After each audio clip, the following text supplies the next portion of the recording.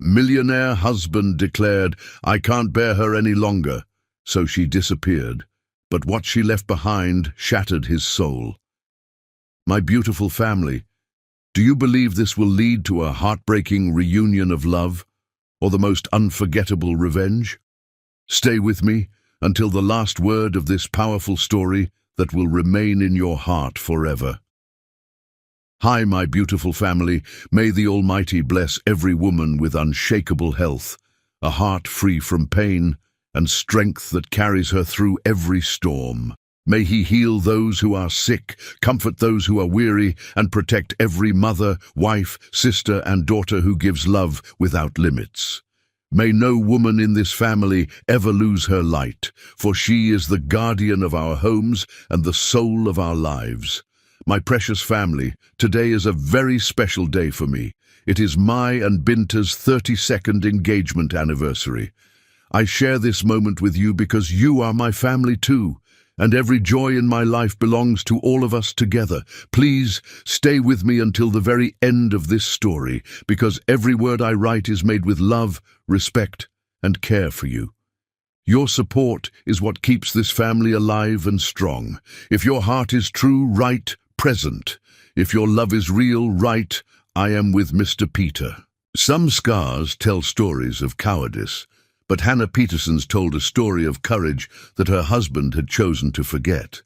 The thin line that traced from her left temple to her cheekbone caught the crystal chandelier light as she moved through the Manhattan ballroom. Each sparkle a reminder of the night she'd thrown herself between Mitchell Johnson and a shattered wine bottle meant for his skull. "Look at her trying to play the part," whispered Margaret Whitman, wife of the city's second-largest developer, her voice carrying just loud enough for Hannah to hear. "All the designer gowns in the world can't hide damaged goods." Hannah's spine straightened, her chin lifting with the grace that had first captivated Mitchell 6 years ago when she'd been a promising architect and he'd been an ambitious developer seeking her expertise. She'd heard worse tonight. What cut deeper than their cruelty was the silence from the man who owed his life to her sacrifice. The same man who'd once promised that her courage would never go undefended. Mitchell stood 30 feet away, champagne flute in hand, laughing at something Senator Reynolds had said about municipal development contracts. His perfectly tailored tuxedo emphasized the broad shoulders that had once shielded her from the world's judgment. Shoulders that had trembled when she'd bled for him 2 years ago. Now those same shoulders turned away whenever the conversation grew uncomfortable, whenever protecting her required more than passive presence. "I heard she was quite the ambitious little thing before she got her hooks into him," continued Catherine Walsh, her diamonds catching light as she gestured dismissively toward Hannah. Some nobody architect who thought she could climb the social ladder through marriage and manipulation. The irony burned like acid in her chest. These women, draped in jewels bought with their husbands' inherited wealth, had no idea that every major project in Mitchell's portfolio had been conceived, strategized, and executed by the nobody architect they were mocking. The 40-story luxury complex on Fifth Avenue that had made him famous. Hannah's vision, her innovative use of sustainable materials that had won 3 international awards. The mixed-use development in Brooklyn that had transformed a struggling neighborhood. Her community-focused design that balanced gentrification with preservation. The international expansion into sustainable housing markets that had doubled their worth in 2 years. Her strategic planning, her relationships with European environmental councils, her understanding of global building standards. Mother always said Mitchell needed someone more suitable. Margaret Johnson's voice cut through the ambient chatter like a blade dipped in honey. Mitchell's mother had perfected the art of delivering insults wrapped in silk, her words carrying the weight of old money and older prejudices. Someone who could represent the family name without causing awkward questions about backgrounds and breeding. The phrase "awkward questions" hung in the air like smoke, a coded reference to Hannah's Detroit roots, her working-class parents, her scholarship to architecture school. and the melanin in her skin that made certain social circles uncomfortable. Hannah had learned to navigate these conversations with the precision of a surgeon, cutting through ignorance without creating scenes that would reflect poorly on Mitchell's business interests. Hannah turned toward the group, her movement fluid and deliberate, carrying the same confidence that had once made her the youngest woman ever to win the American Institute of Architects' Young Architect Award.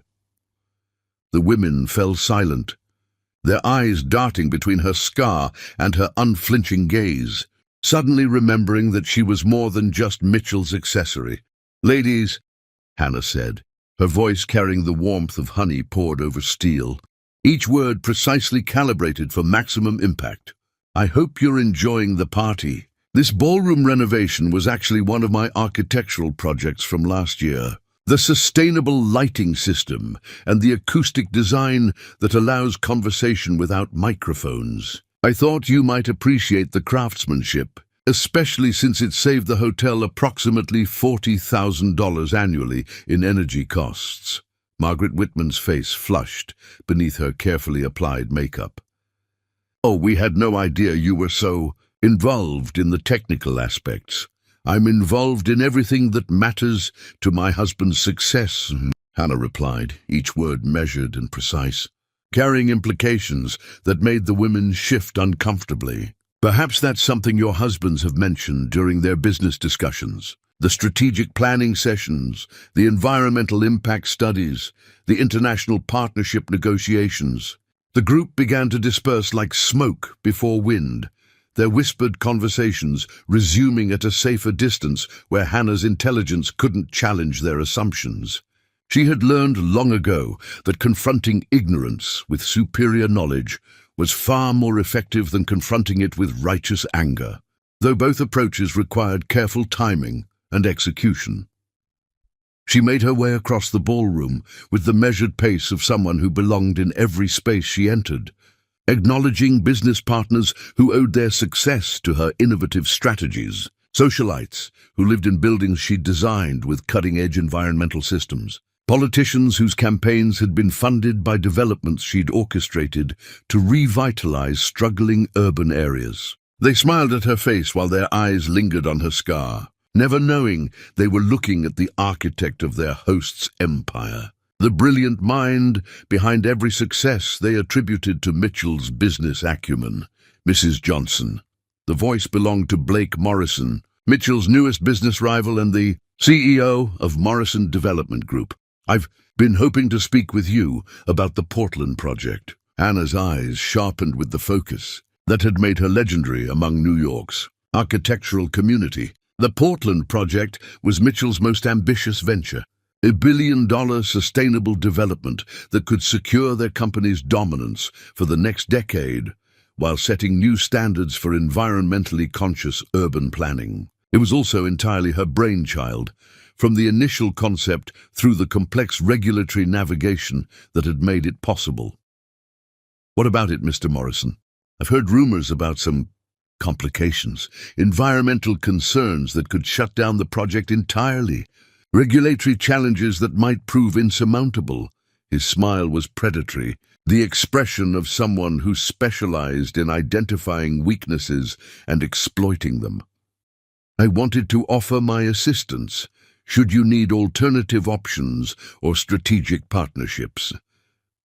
The threat was barely veiled, wrapped in the language of professional courtesy, but carrying the clear implication that Morrison had inside information about confidential aspects of their project. Blake had somehow learned about the environmental impact study that Hannah had been quietly managing, the delicate negotiations with federal agencies that could derail everything if not handled with perfect precision.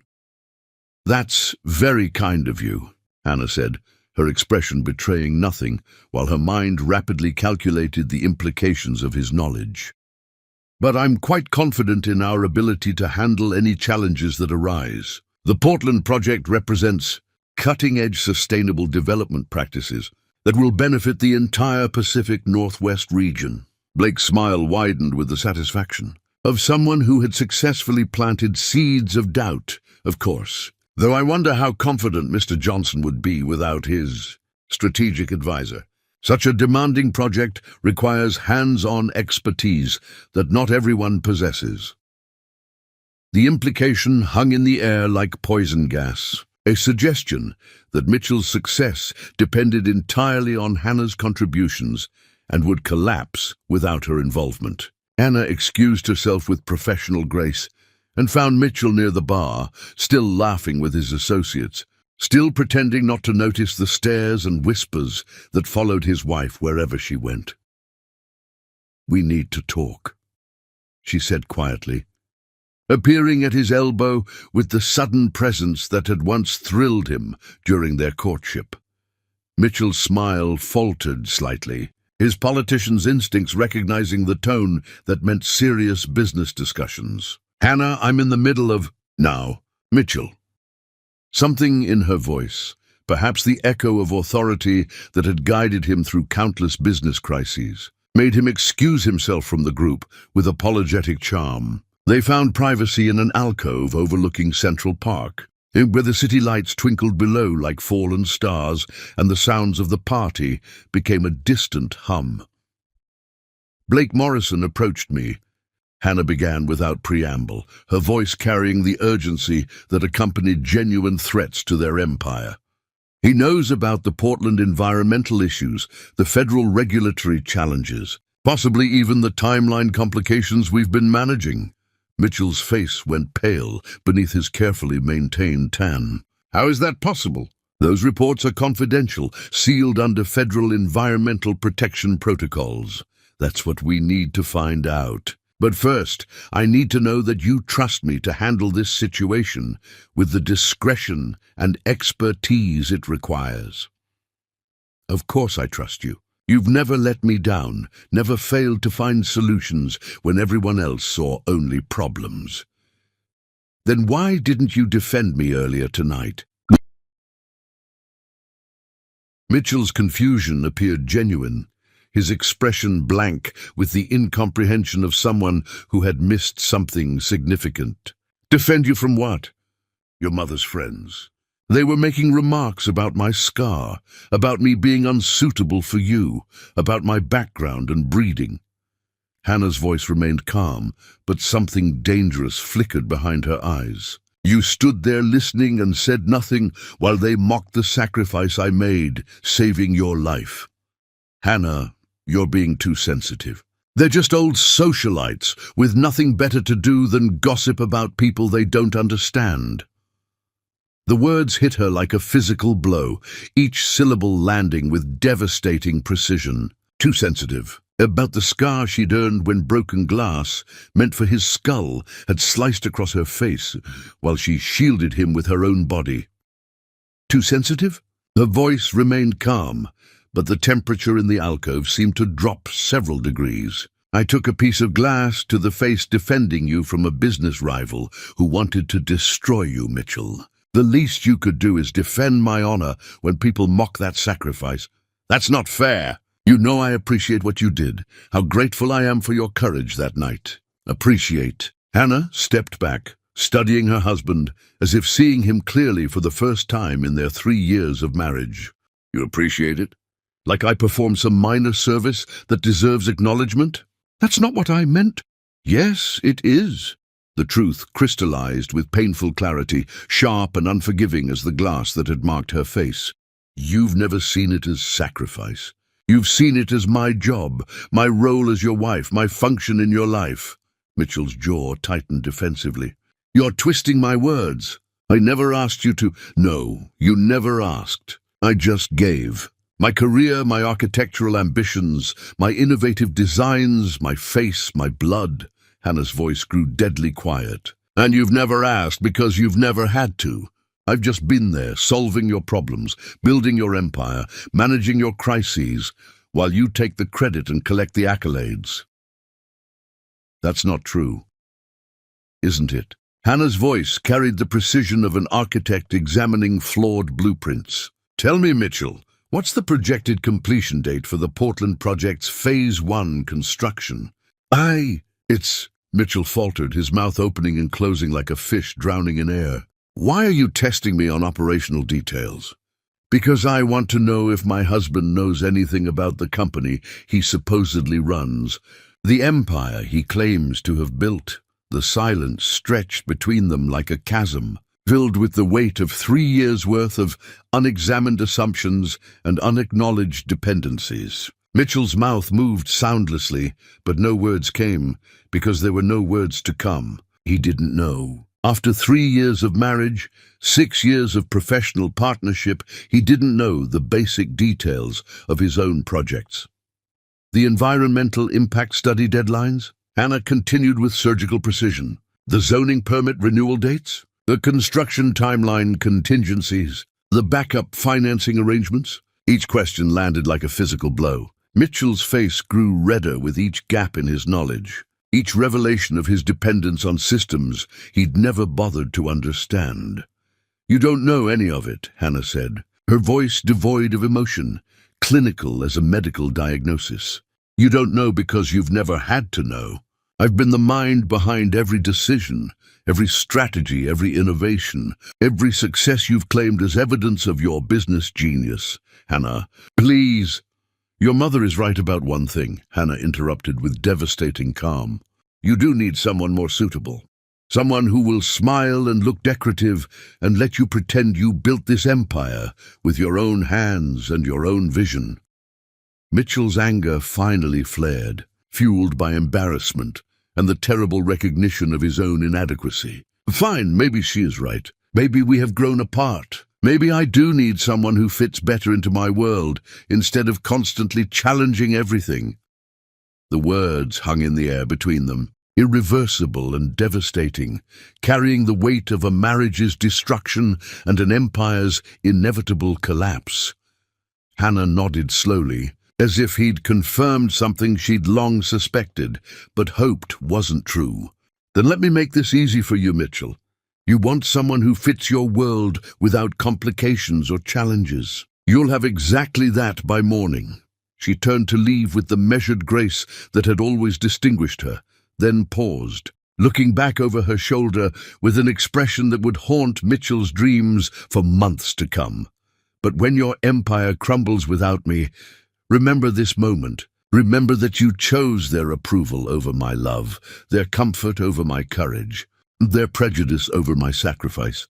As Hannah walked away, her heels clicking against the marble floor with the rhythm of a funeral march, Mitchell had no idea that he'd just dismissed the only person who truly knew how to keep his billion-dollar world from collapsing into the rubble of his own incompetence and cowardice.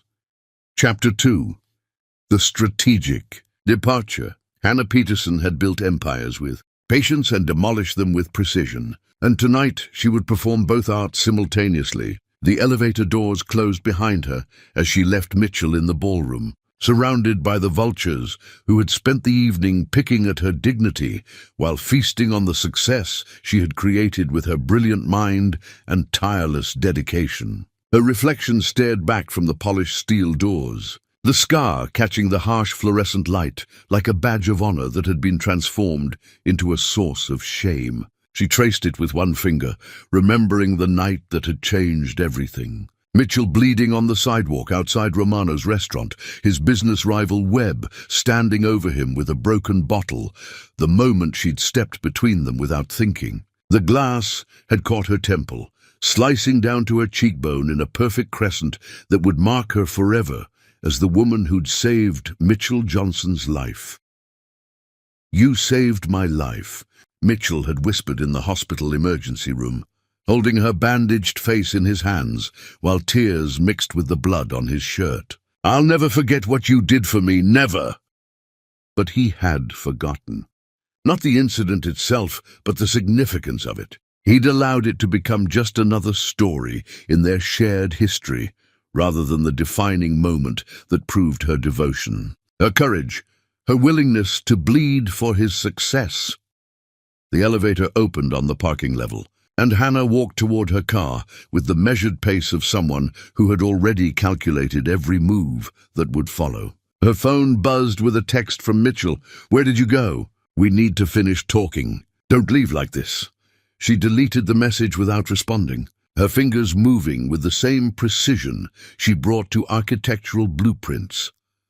The drive to their penthouse took 23 minutes through Manhattan traffic. 23 minutes, during which Hannah Peterson mentally dismantled her husband's empire piece by piece. She'd built it carefully over 6 years, laying foundations he didn't understand, creating contingencies he'd never considered, establishing relationships he couldn't maintain. Now she would remove herself from the equation and watch physics do the rest. Their apartment was a testament to her architectural vision. 3,500 square feet of clean lines and natural light overlooking Central Park. She designed every detail herself, from the custom millwork that concealed advanced environmental systems to the hidden storage that contained the real nerve center of Mitchell's business operations. Hannah went directly to her study, a room Mitchell rarely entered because it contained things that bored him.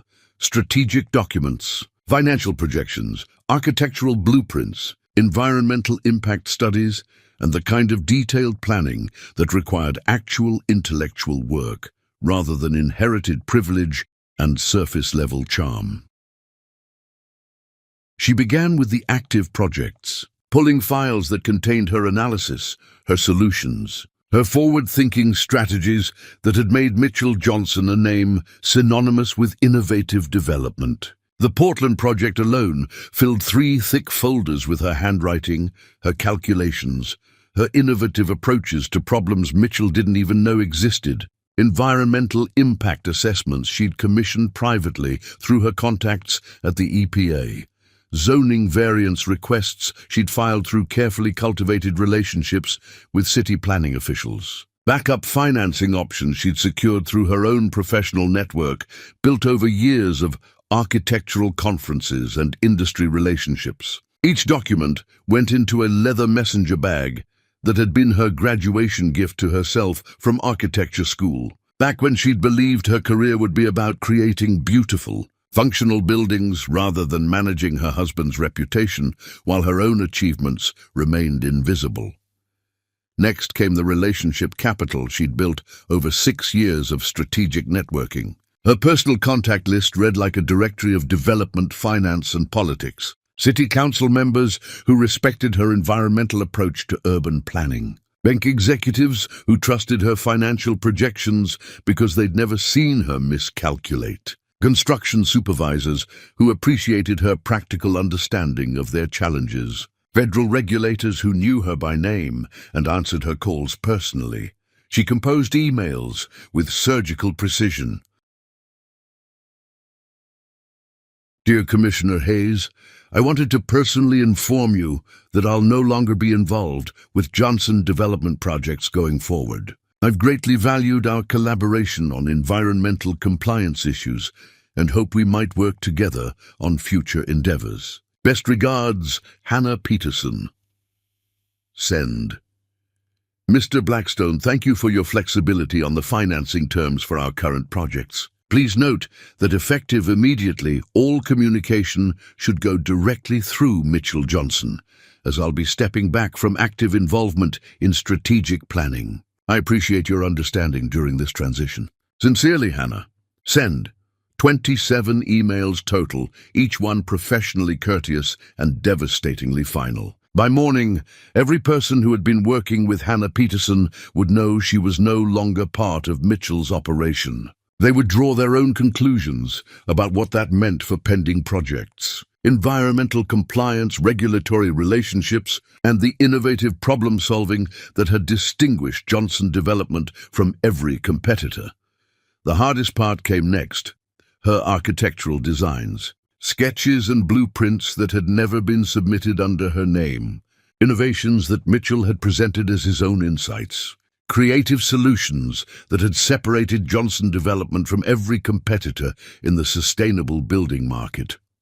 She photographed every page with methodical precision, uploading them to a cloud storage account only she could access. Then she carefully placed each original drawing in a fireproof safe hidden behind a false wall in her closet. Let Mitchell try to recreate 6 years of creative work from memory and inherited privilege. Her laptop contained the real treasure, financial models that projected cash flow for the next 18 months, risk assessments that identified potential problems with pending deals before they became crises, strategic plans that outlined Mitchell's expansion into international markets. She copied everything to an encrypted drive, then systematically deleted files from the shared business folders Mitchell had never bothered to examine. It was past midnight when she finally opened the desk drawer that contained her personal items. Her MBA diploma from Wharton, earned while working full-time as Mitchell's consultant. Her architectural license, which had impressed Mitchell enough to hire her before he'd been smart enough to marry her. Her grandmother's pearl necklace, the only valuable thing her family had owned when she was growing up in Detroit's East Side. At the bottom of the drawer lay a small white box she'd hidden there 3 weeks ago, still unopened. She'd bought the pregnancy test after missing her period, but the chaos of managing Mitchell's crisis with the Portland project had distracted her from taking it. The irony wasn't lost on her. She'd been too busy saving her husband's career to notice she might be carrying his child. Hannah stared at the box for a long moment, then placed it on the desk unopened. Some knowledge could wait until she was somewhere safe to process it, somewhere far from the man who had just chosen his mother's approval over her dignity. She moved through their bedroom like a ghost, taking only practical items, clothes for a week, her laptop, important documents, and enough cash to disappear completely. Her wedding ring came off with surprising ease after 3 years, leaving a pale band of skin that looked like a scar in reverse. She placed the ring on Mitchell's nightstand, next to a sealed envelope containing her house key and a letter written in her careful, architect's handwriting. "Mitchell, you wanted someone who fits your world better. I'm giving you exactly what you asked for. But when your empire collapses without the mind that built it, remember that you chose their approval over my love. You chose comfort over courage. And you chose to mock the sacrifice that saved your life. Build your own success now. You'll discover how much of your genius was actually mine." Hannah. She walked through their apartment one final time, memorizing the life she was leaving behind. Every custom detail, every carefully chosen finish, every innovative solution that had made their home worthy of Architectural Digest features. Mitchell would keep living here, but he'd never understand what made it special because he'd never bothered to learn. The elevator descended silently, carrying Hannah away from the penthouse that had been her prison disguised as a palace. Her phone showed 7 missed calls from Mitchell and a string of increasingly frantic texts. "Hannah, where are you? Please don't leave like this. We can work this out. I need you." She turned off the phone and dropped it in a trash can in the parking garage. Mitchell Johnson needed to learn the difference between wanting her and needing her, between loving her and using her, between appreciating her sacrifice and taking it for granted. By the time the sun rose over Manhattan, Hannah Peterson would be 500 miles away, carrying nothing but her talent, her dignity, and a secret that would change everything.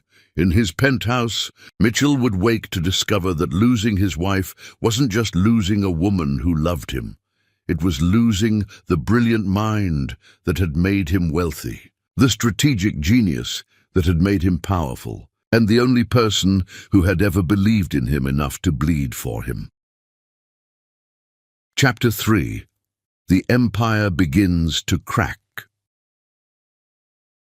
Mitchell Johnson woke to silence for the first time in 3 years, and that silence felt like a death knell echoing through the penthouse that Hannah had designed to perfection. No coffee brewing in the kitchen using the custom blend she'd discovered in Portland. No shower running in the master bathroom with its sustainable water recycling system she'd installed. No soft jazz playing from the hidden speakers she'd wired throughout their home with acoustic precision. His head pounded from too much champagne and too little sleep. The events of the previous night crashed back with brutal clarity. The fight, Hannah's accusations, her final words that had seemed dramatic in the moment but now felt prophetic. The absence of sound was deafening, filled with the weight of systems that had operated invisibly under Hannah's management. The ring on his nightstand caught the morning light, its diamond facets throwing tiny rainbows across the ceiling Hannah had designed with precisely this effect in mind. Beside it lay an envelope with his name written in her distinctive architectural lettering, each letter perfectly spaced and proportioned. Mitchell's hands shook as he read her letter once, then twice, then a third time, as the full implications settled into his consciousness like slow poison. She was gone. Actually gone. And she'd taken something with her that he was only beginning to understand was the foundation of everything he'd believed about himself. His phone showed 37 missed calls from various business associates, all marked as urgent. The first voicemail made his blood run cold. "Mitchell, it's Commissioner Hayes. I received an interesting email from Hannah this morning regarding her departure from Johnson Development. We need to discuss the Portland project's environmental permits immediately. The federal compliance deadlines are approaching, and frankly, I'm not comfortable proceeding without her oversight." The second voicemail was worse. "Mr. Johnson, this is Richard Blackstone from Continental Bank. I'm calling regarding Ms. Peterson's message about stepping back from your projects. Given her integral role in our financing agreements and risk assessments, we need to schedule an emergency meeting to discuss our continued partnership. Her departure raises significant concerns about project viability." Mitchell scrolled through message after message, each one confirming the systematic destruction Hannah had orchestrated. She hadn't stolen anything or damaged anything or violated any agreements. She had simply removed herself, and apparently herself had been the foundation holding everything together. He tried calling her phone, disconnected. He tried her emergency contact at her old firm. Hannah Peterson no longer maintains professional relationships through this office. He tried her sister Maya in Chicago. "Hannah asked me not to give you any information about her whereabouts," came the cold response before the line went dead. A knock at the door interrupted his mounting panic. Mitchell opened it to find Blake Morrison standing in the hallway with the confident smile of a predator who had caught the scent of blood in the water. "Mitchell, I heard about your domestic difficulties. I wanted to offer my assistance during this challenging transition period.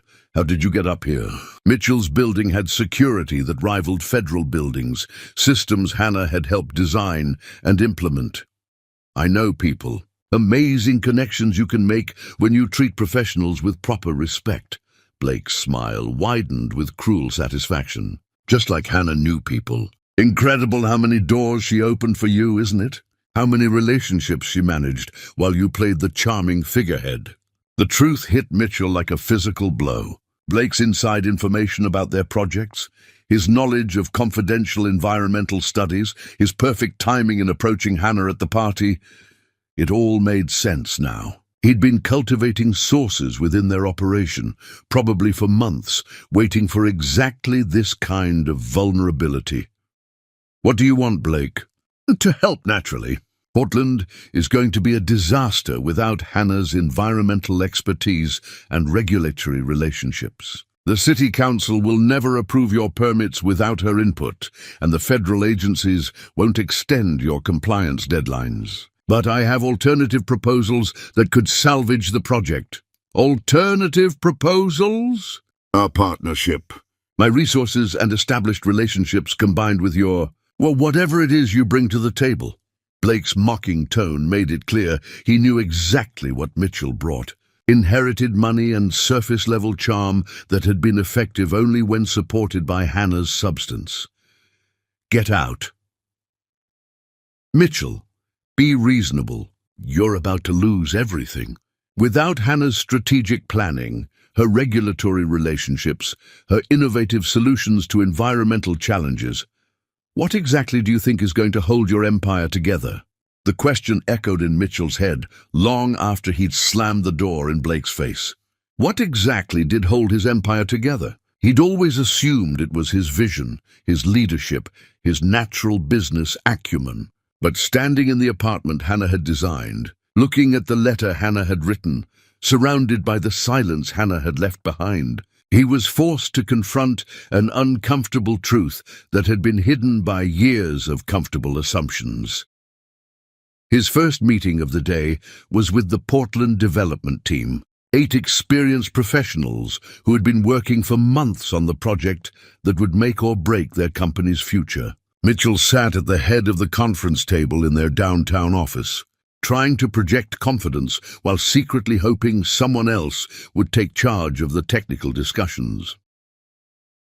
"Sir," began Janet Morrison, "the project manager, we've received several calls this morning about Ms. Peterson's departure. The environmental impact consultants are asking for direction on the Phase 2 assessments, and the federal compliance coordinators need immediate guidance on timeline adjustments." "What Phase 2 assessments?" Mitchell asked, then immediately regretted revealing his ignorance to his own employees.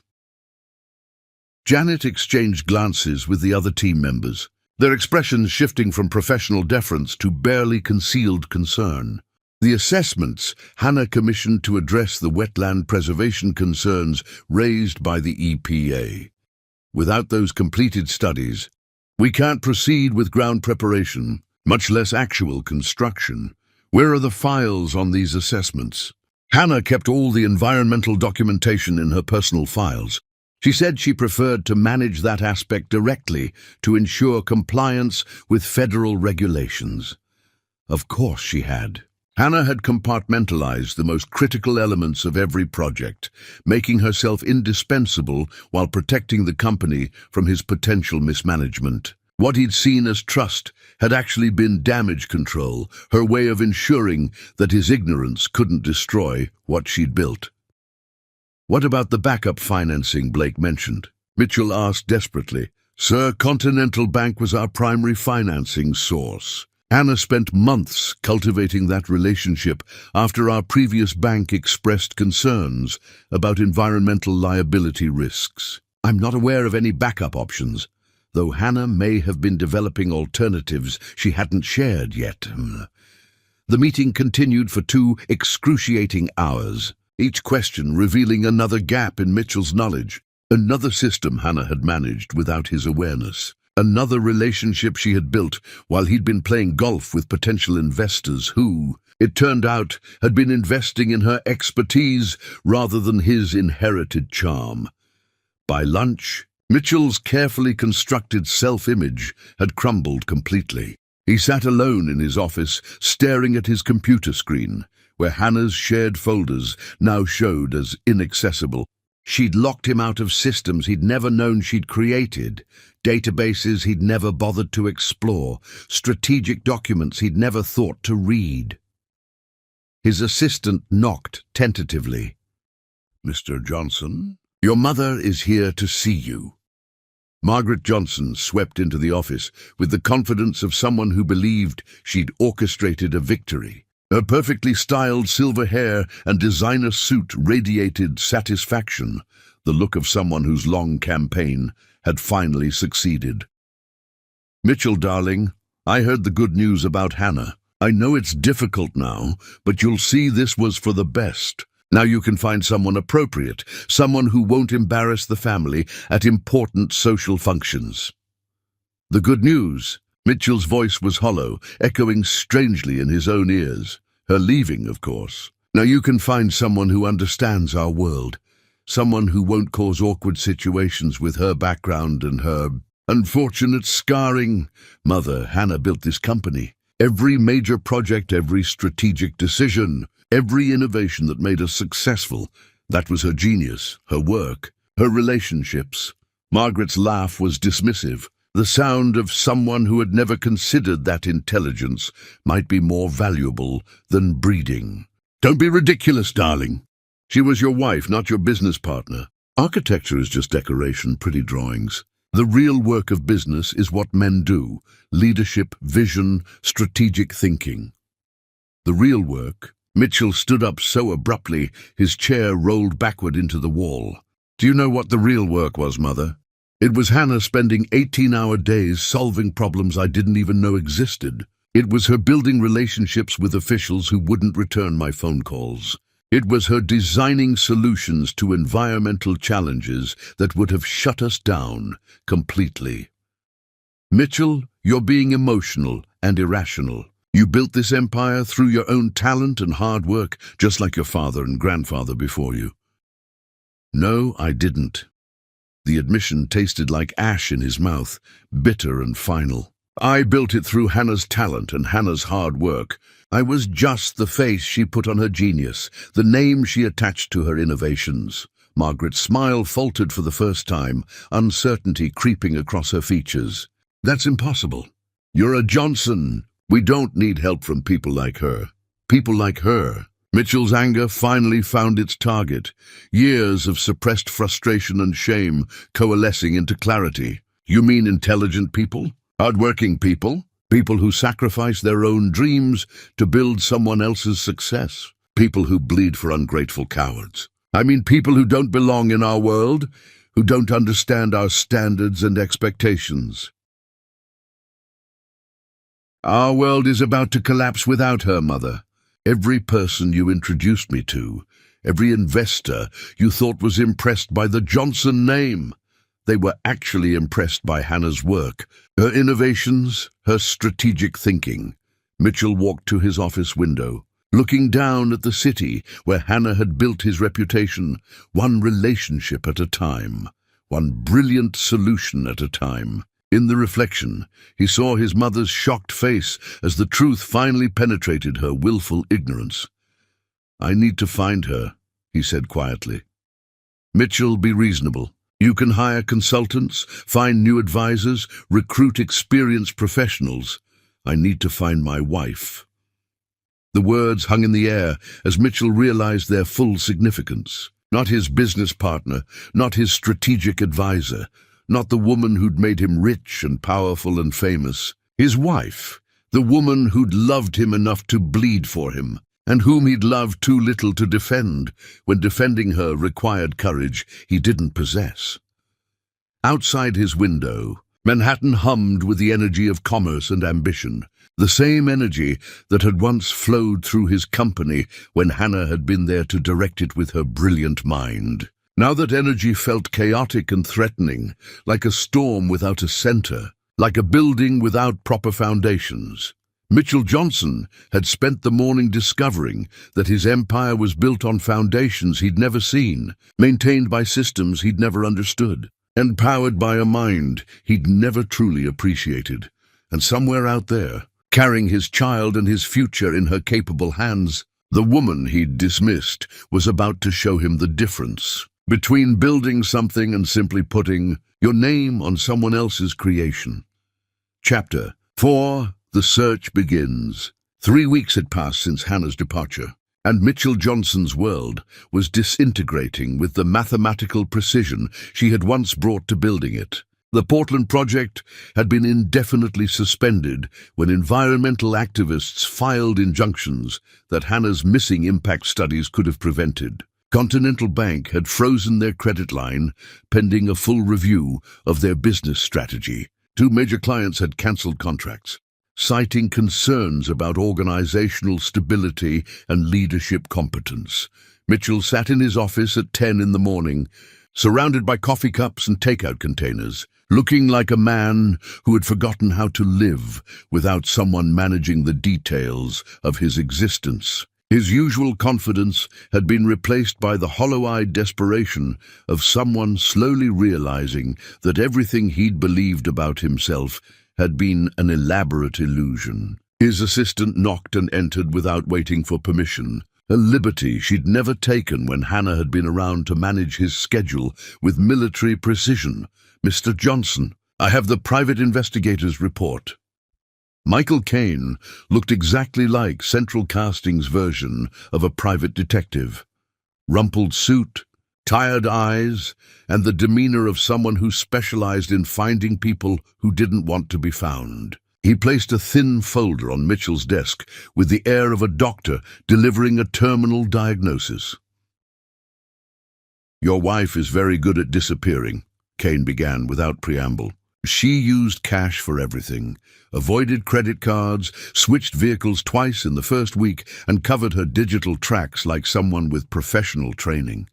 But nobody stays invisible forever, especially not someone with her professional reputation. Mitchell opened the folder with hands that trembled slightly from too much caffeine and too little sleep. The first photograph showed Hannah entering a small apartment building in Richmond, Virginia.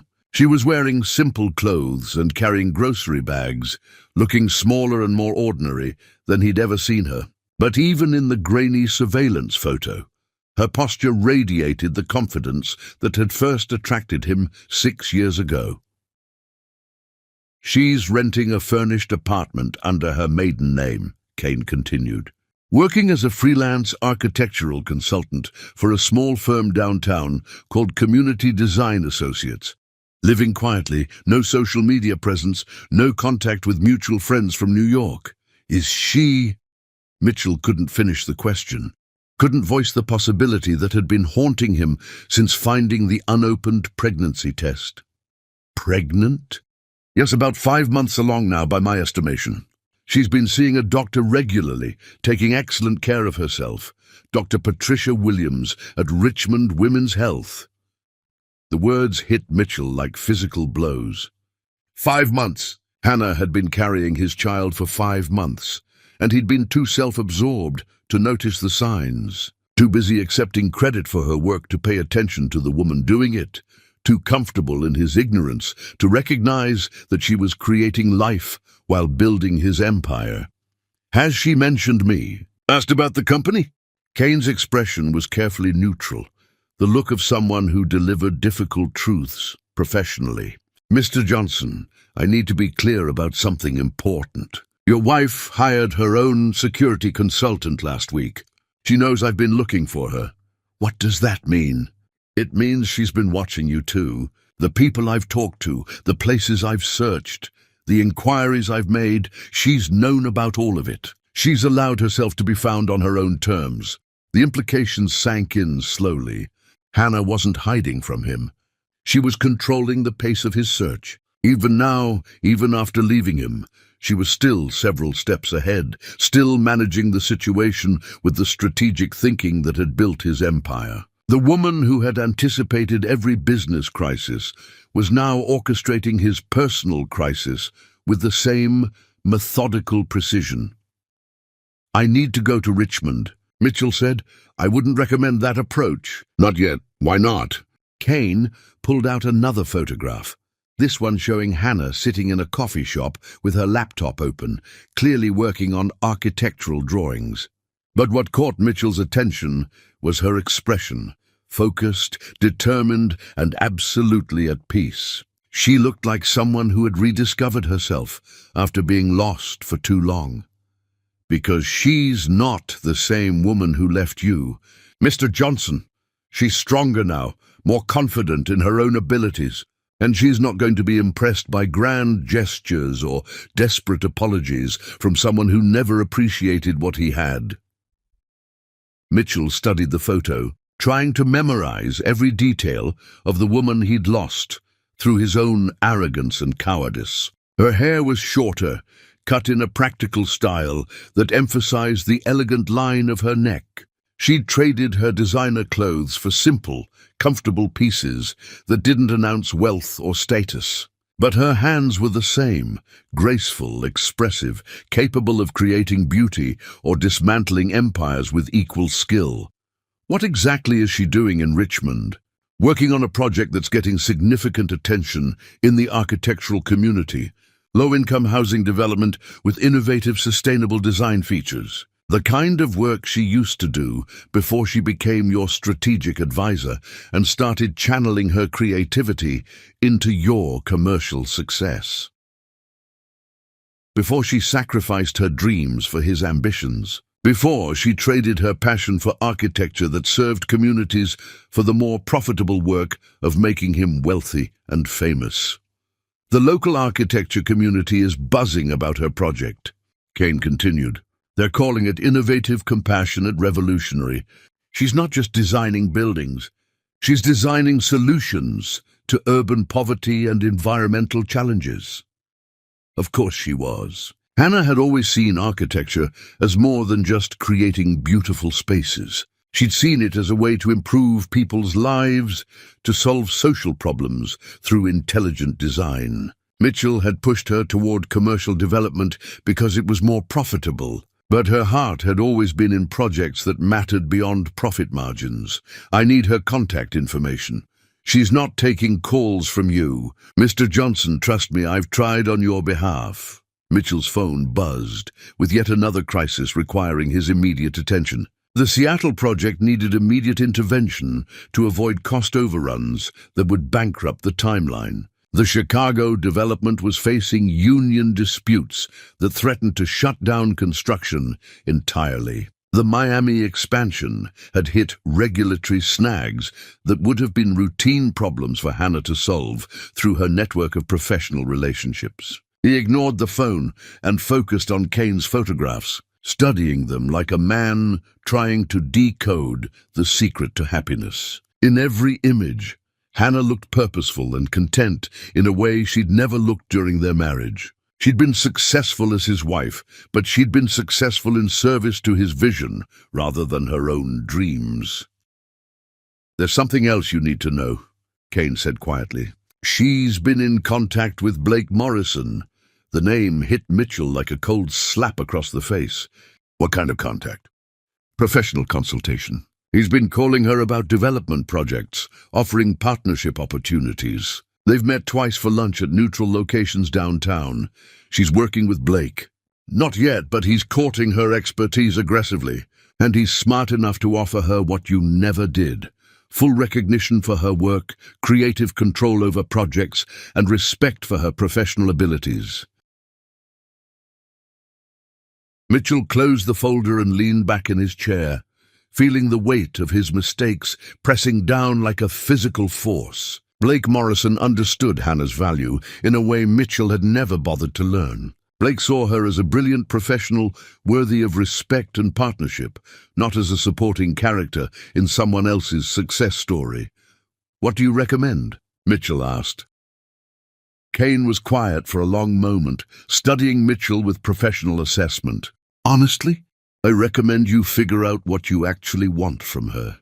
Because if you're looking for the woman who built your empire while staying in the background, she doesn't exist anymore. The woman in Richmond is building her own empire now, on her own terms." After Kane left, Mitchell sat alone in his office, surrounded by the trappings of success that felt increasingly hollow. The awards on his wall bore his name, but represented Hannah's achievements. The architectural magazines that had featured his projects contained photographs of buildings she had designed. Even the office itself reflected her aesthetic sense, her understanding of space and light and human psychology.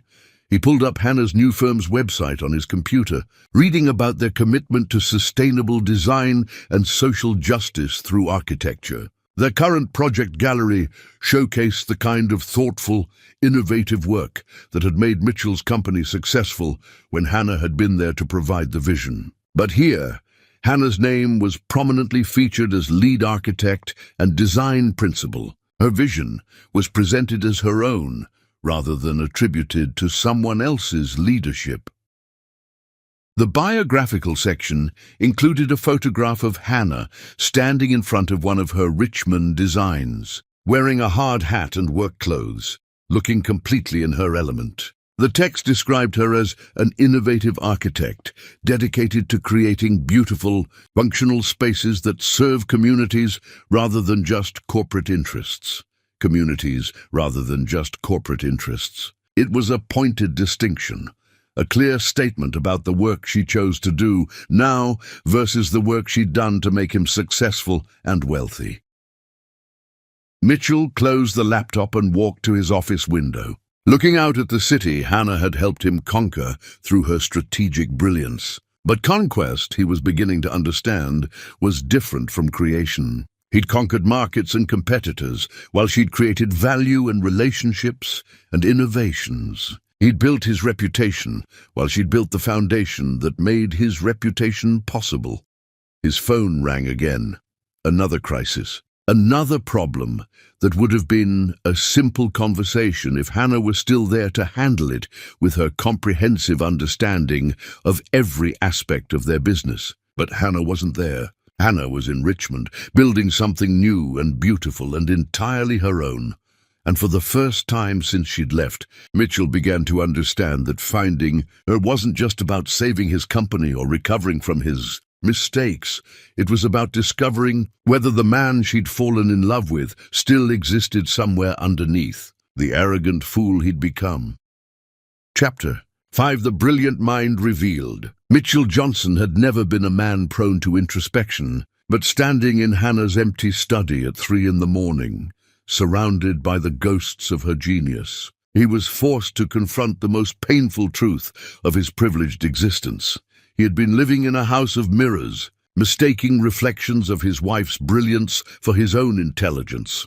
The room still smelled faintly of her perfume, a subtle lavender scent that had always calmed him when business pressures became overwhelming. Now it felt like an accusation, a reminder of the woman who had solved his problems while he'd been busy taking credit for the solutions.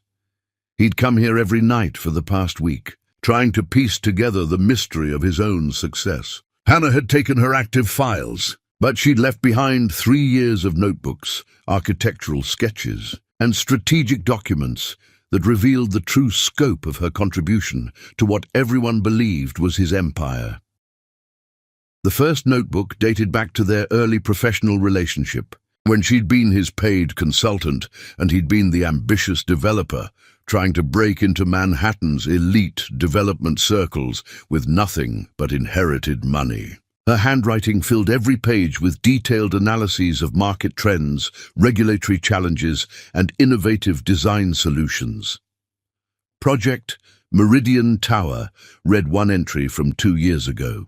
Mitchell wants maximum glass and steel, focused purely on luxury square footage. But luxury market psychology demands uniqueness, not just size. Propose integrated green spaces on every floor, private terraces, sustainable systems that reduce monthly costs for owners. Position as investment in future value, not just present status.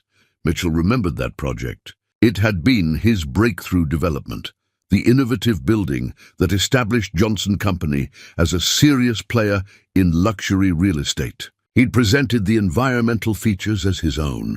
Vision of future-forward living. The press had praised his environmental consciousness and sophisticated understanding of modern luxury market psychology, but every innovative feature had originated in Hannah's notebooks. Every problem that had seemed insurmountable had been solved by her creativity.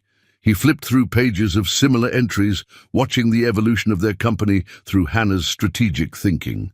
She'd identified emerging neighborhoods before they became trendy, predicted regulatory changes months before they were announced, designed solutions to zoning challenges that other developers hadn't even recognized. Note on Mitchell's investor presentation strategy, read another entry. He's focusing too heavily on profit margins, not enough on market differentiation. Need to emphasize sustainability angle. Not just environmental responsibility, but concrete long-term cost savings for buyers. Create detailed comparison charts showing energy costs over time. Position Johnson Company as intelligent luxury, not just expensive luxury. Mitchell closed his eyes, remembering that presentation. The investors had been initially skeptical until he'd shown them Hannah's charts and analyses. They'd been impressed by his sophisticated understanding of market forces. Sophisticated understanding. All Hannah's research and strategic thinking presented as his natural business acumen. The second notebook contained something even more devastating. Architectural sketches that had never been built. Plans for affordable housing that seamlessly integrated sustainability with beauty. Designs for mixed-income developments that could revitalize neighborhoods without displacing existing communities. Concepts for commercial spaces that would support local businesses rather than driving them out.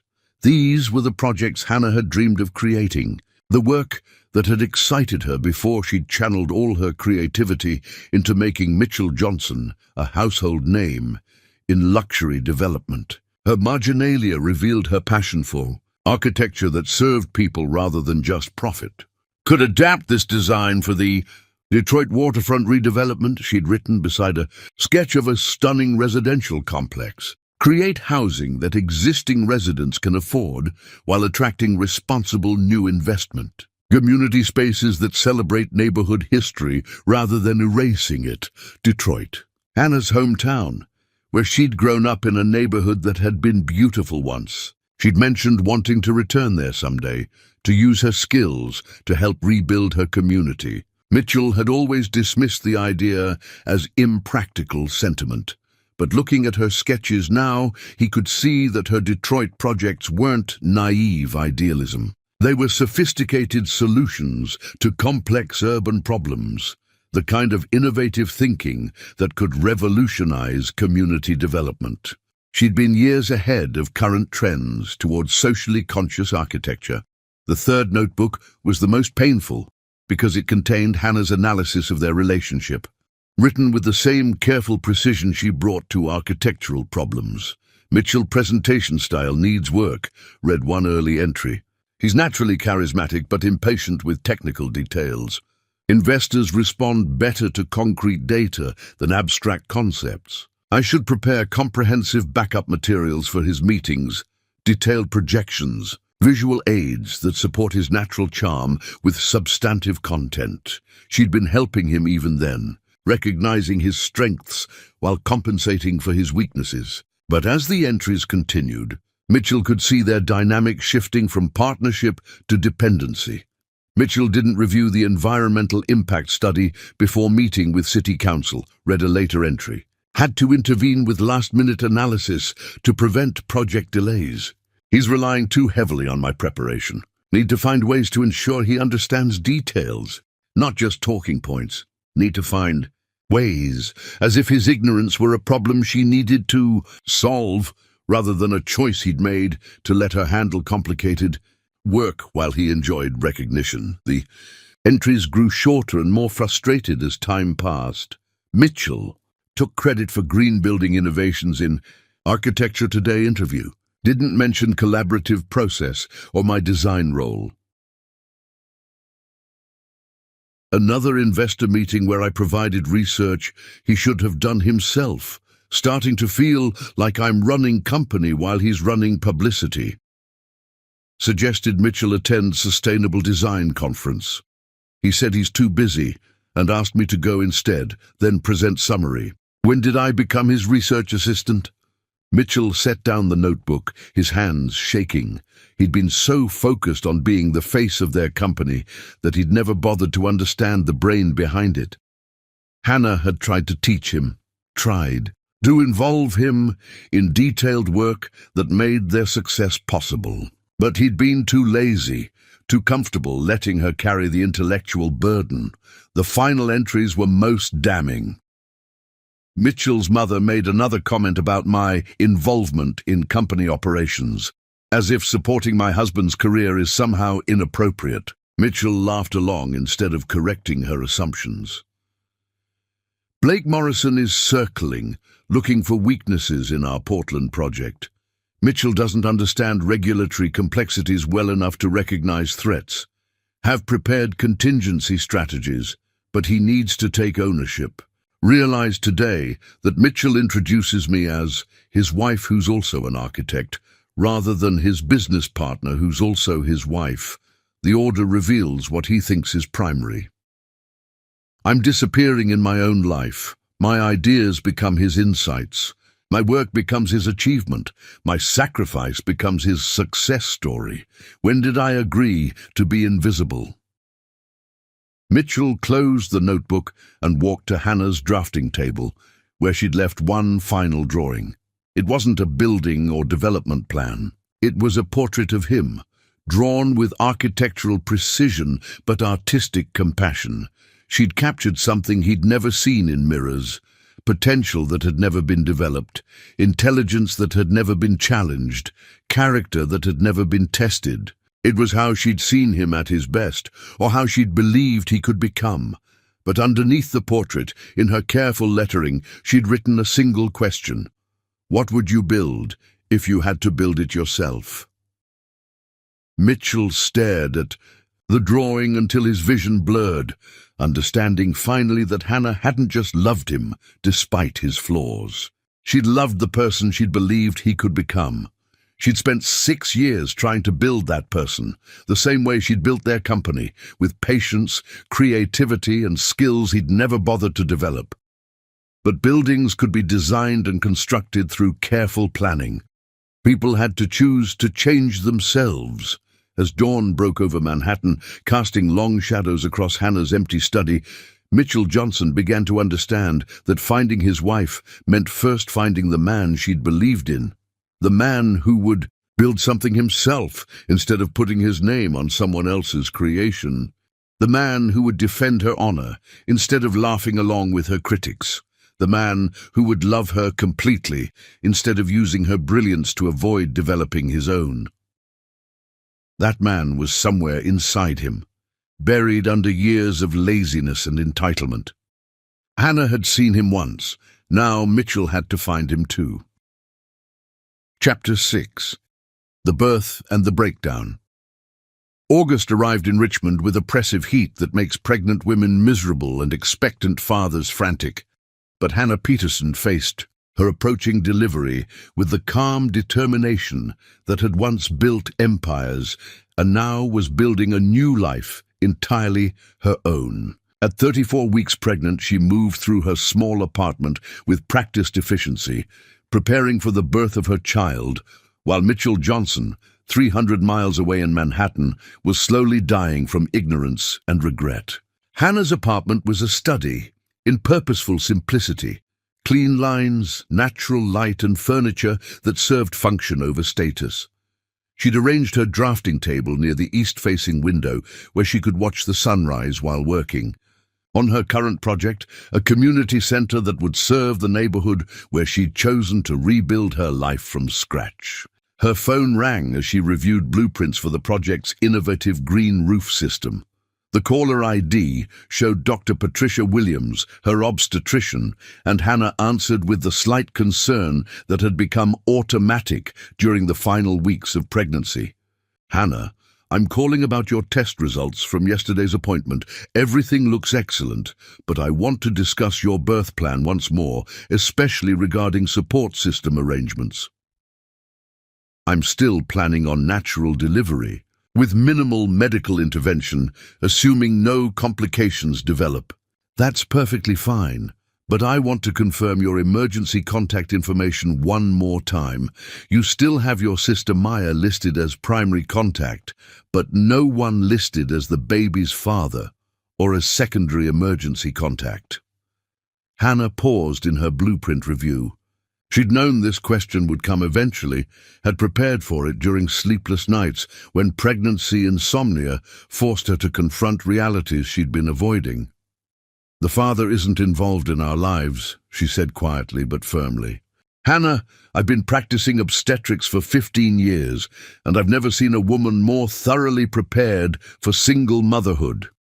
But I also see how you look sometimes when you think no one is watching. Are you absolutely certain this is how you want to handle the birth?" "I'm certain." But she wasn't entirely certain, and Dr. Williams was too experienced to miss the hesitation in her voice. Hannah had spent countless sleepless nights wondering if Mitchell deserved to know about the child, if their baby deserved a chance to know its father. Then she would remember the sound of his laughter mixing with his mother's cruel jokes, the way he'd dismissed her pain as oversensitivity, the casual ease with which he'd suggested their marriage might have been a mistake. 300 miles away, Mitchell was learning about Hannah's pregnancy from Blake Morrison, who delivered the news with the strategic timing of a master manipulator who understood exactly when to strike at weakness. "Congratulations," Blake said, settling into the chair across from Mitchell's desk without being invited. "I hear you're going to be a father." Mitchell's coffee cup froze halfway to his lips. "What are you talking about?" "Hannah. She's pregnant, about 8 months along now, I believe. I'm genuinely surprised you didn't know." Blake's smile was razor-sharp, "though I suppose communication has been somewhat limited since she left you." The words hit Mitchell like a physical assault. 8 months. Hannah had been pregnant during their fight, carrying his child, when he'd suggested their marriage was a mistake, when he'd chosen his mother's approval over her dignity, when he'd let her walk away, believing he didn't want her. "How do you know this information?" Richmond is a surprisingly small architectural community, and word travels fast when someone of Hannah's caliber starts working on local projects. Blake leaned forward. "Mitchell, you're about to lose everything that ever mattered. Your company, your professional reputation, and now your family. Let me help you. Get out of my office." "I'm completely serious about helping. Hannah is brilliant, but she's also practical. She won't stay angry forever, especially once the baby arrives. But she will stay gone permanently if you don't give her compelling reasons to reconsider." "What kind of reasons?" "True partnership.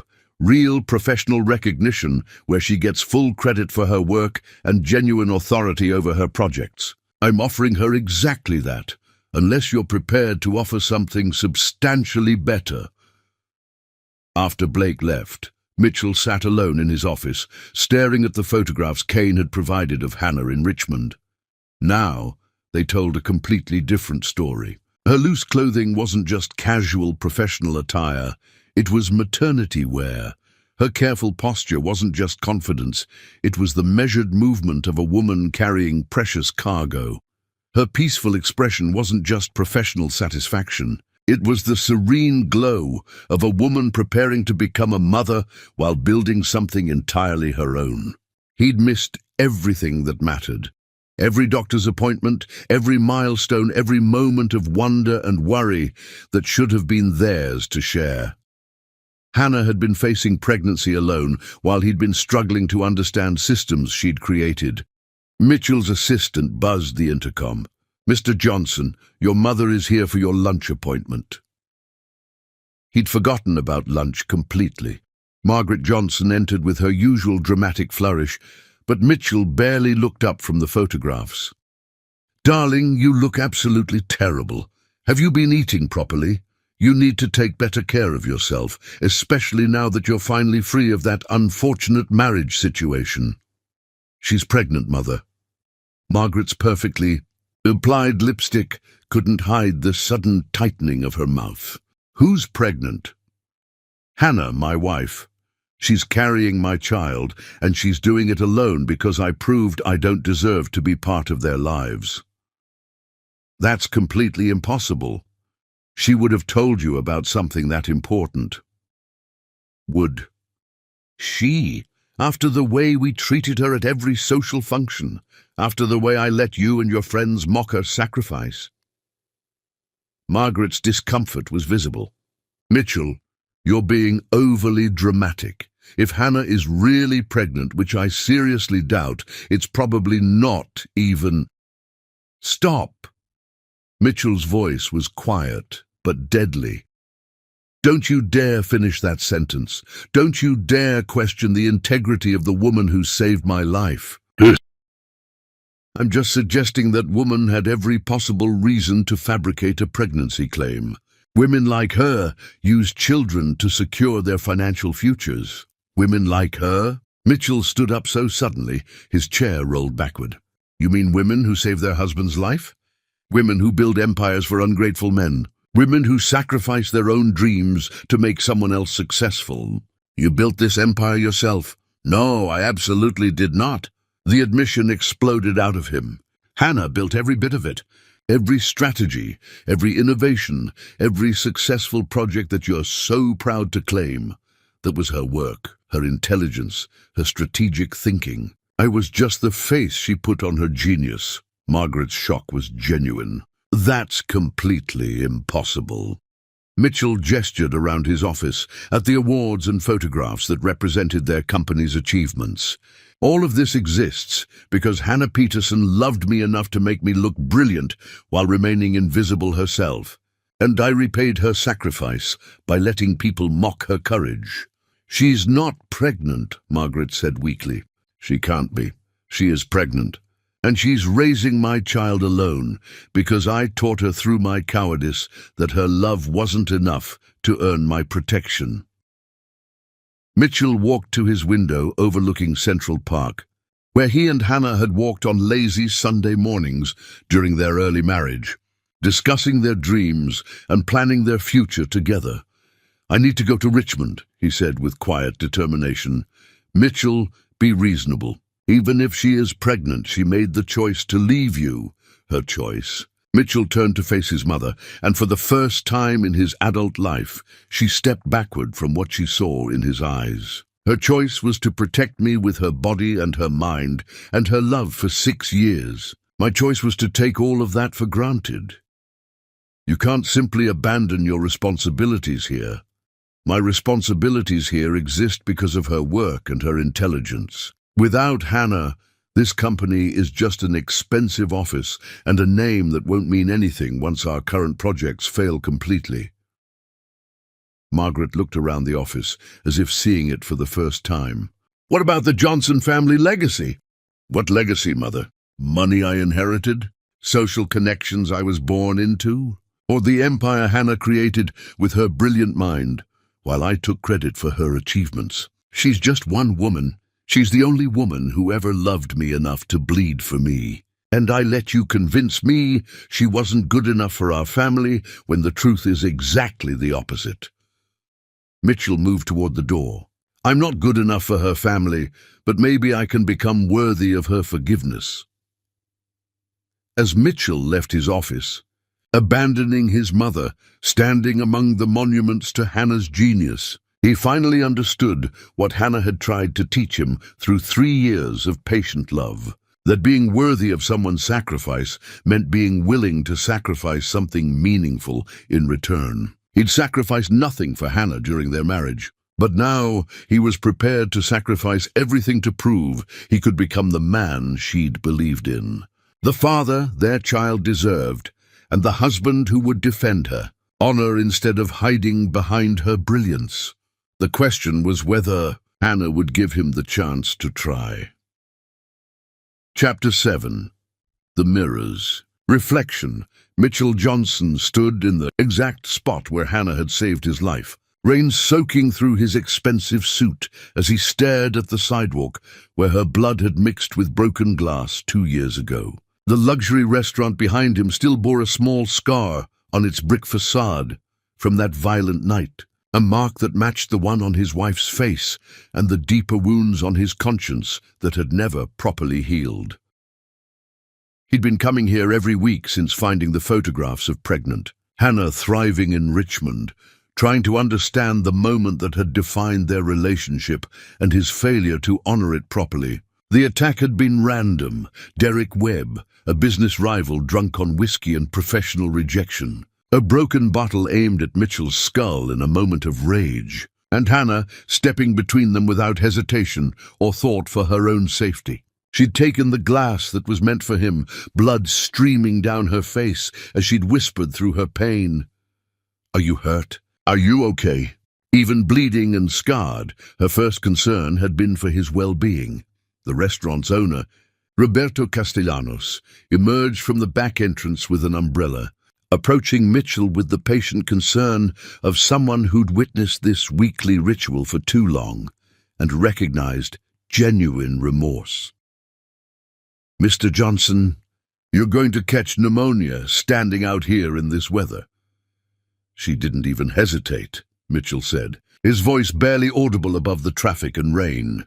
"The bottle was coming straight for my head, and she just stepped in front of it. No thought for her own safety, no calculation of the cost to herself. Just pure protective instinct." Roberto nodded with the gravity of someone who understood the weight of witness. "I remember every detail. I was the one who called the ambulance. Your wife never made a sound, even with blood running down her face. She just kept asking if you were hurt, if you needed medical attention, and I repaid her courage by being embarrassed of the scar it left, by letting people mock her sacrifice at parties, by treating her heroism like it was somehow her fault or her problem to manage. You were young, still learning.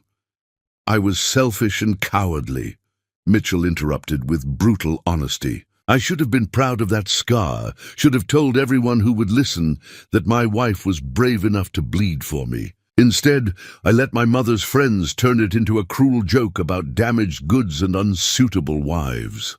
Roberto studied Mitchell's face with the careful assessment of someone who'd seen many kinds of men in his 30 years of running a restaurant in Manhattan's competitive dining scene. What are you going to do about it now?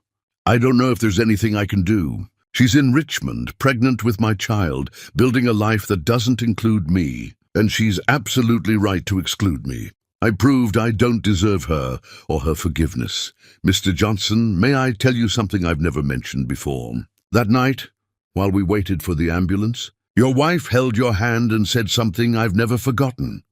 Mitchell looked up sharply, desperate for any insight into Hannah's thoughts during that defining moment. What did she say? She said, "He's going to be so upset about this. He thinks everything difficult that happens is somehow his fault. Even bleeding, even in pain. She was worried about how you would blame yourself for her injury." The words hit Mitchell like a physical blow, revealing the depth of Hannah's love and understanding even in her moment of greatest sacrifice.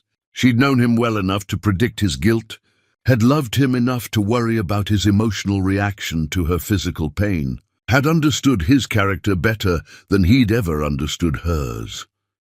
She loved you with the kind of love that acts before it thinks, Roberto continued gently. But love like that needs to be protected, honored, celebrated. If you didn't do that then, the question is whether you're capable of doing it now.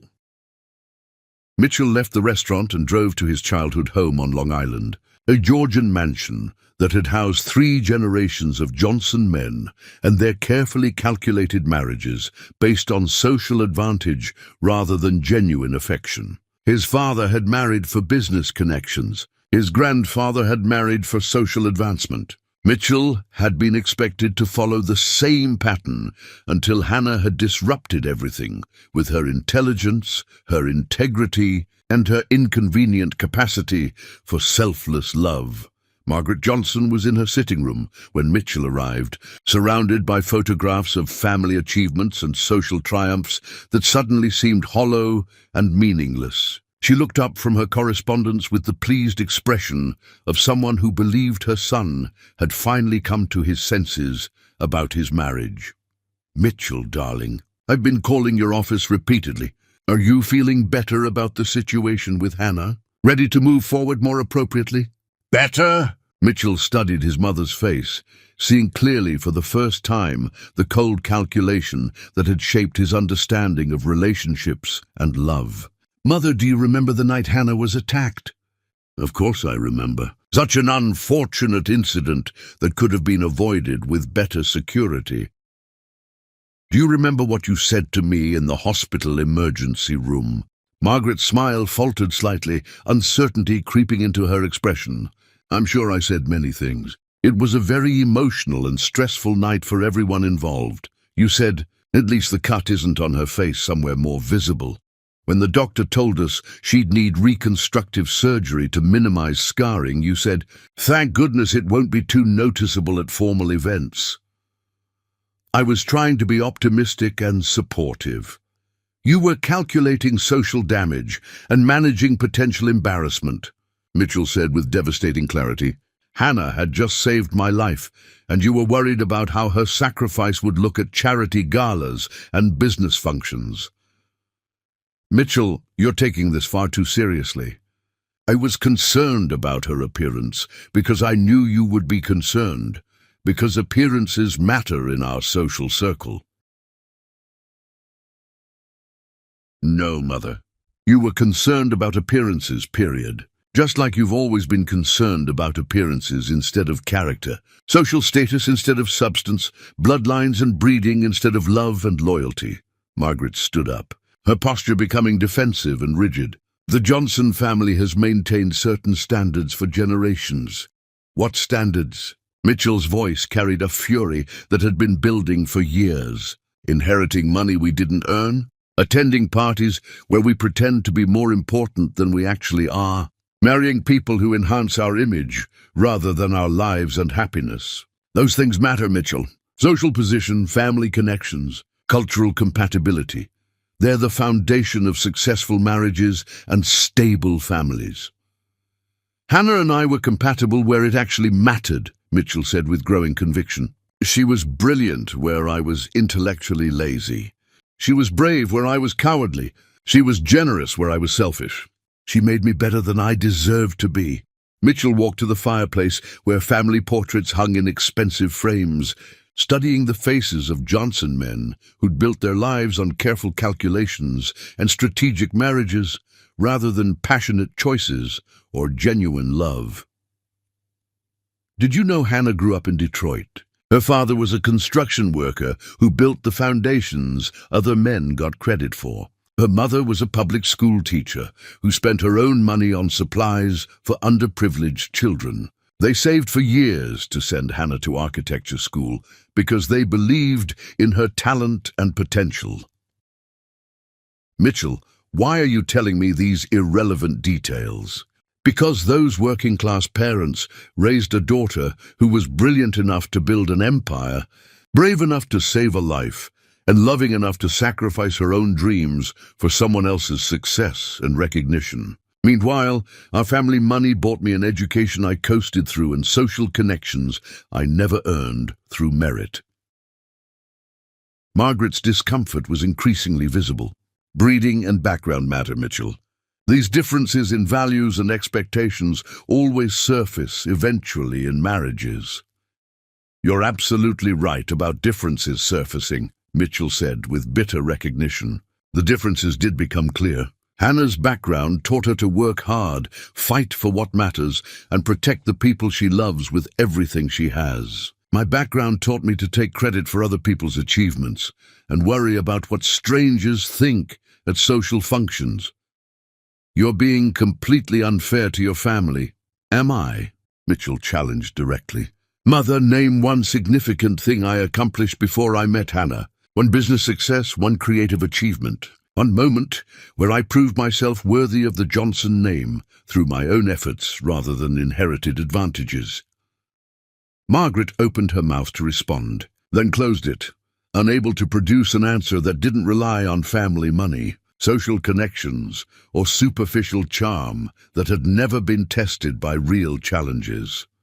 Hannah made me worthy of my own name, Mitchell continued relentlessly.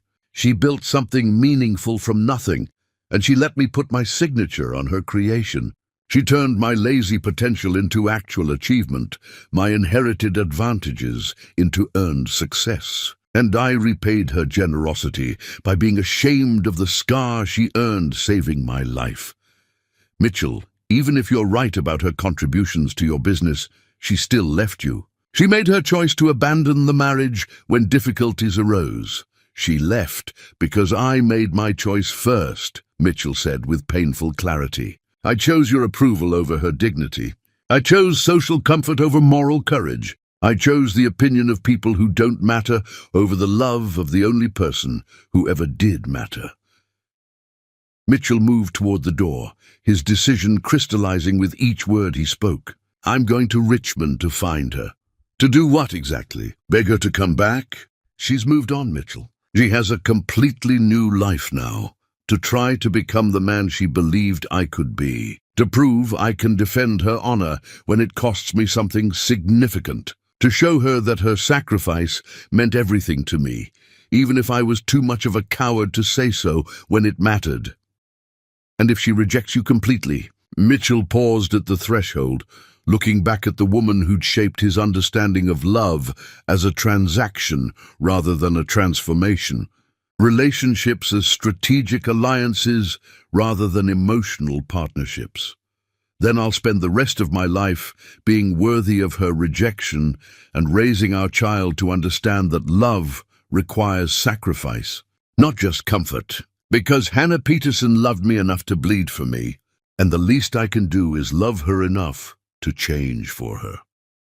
As Mitchell left his childhood home, he carried with him the weight of 34 years of entitled assumptions and lazy choices that had nearly cost him everything that mattered. But he also carried something else, the memory of Hannah's courage, the knowledge of her sacrifice, and the desperate hope that he might still have time to become the husband her heroism deserved. The question wasn't whether he could find Hannah in Richmond.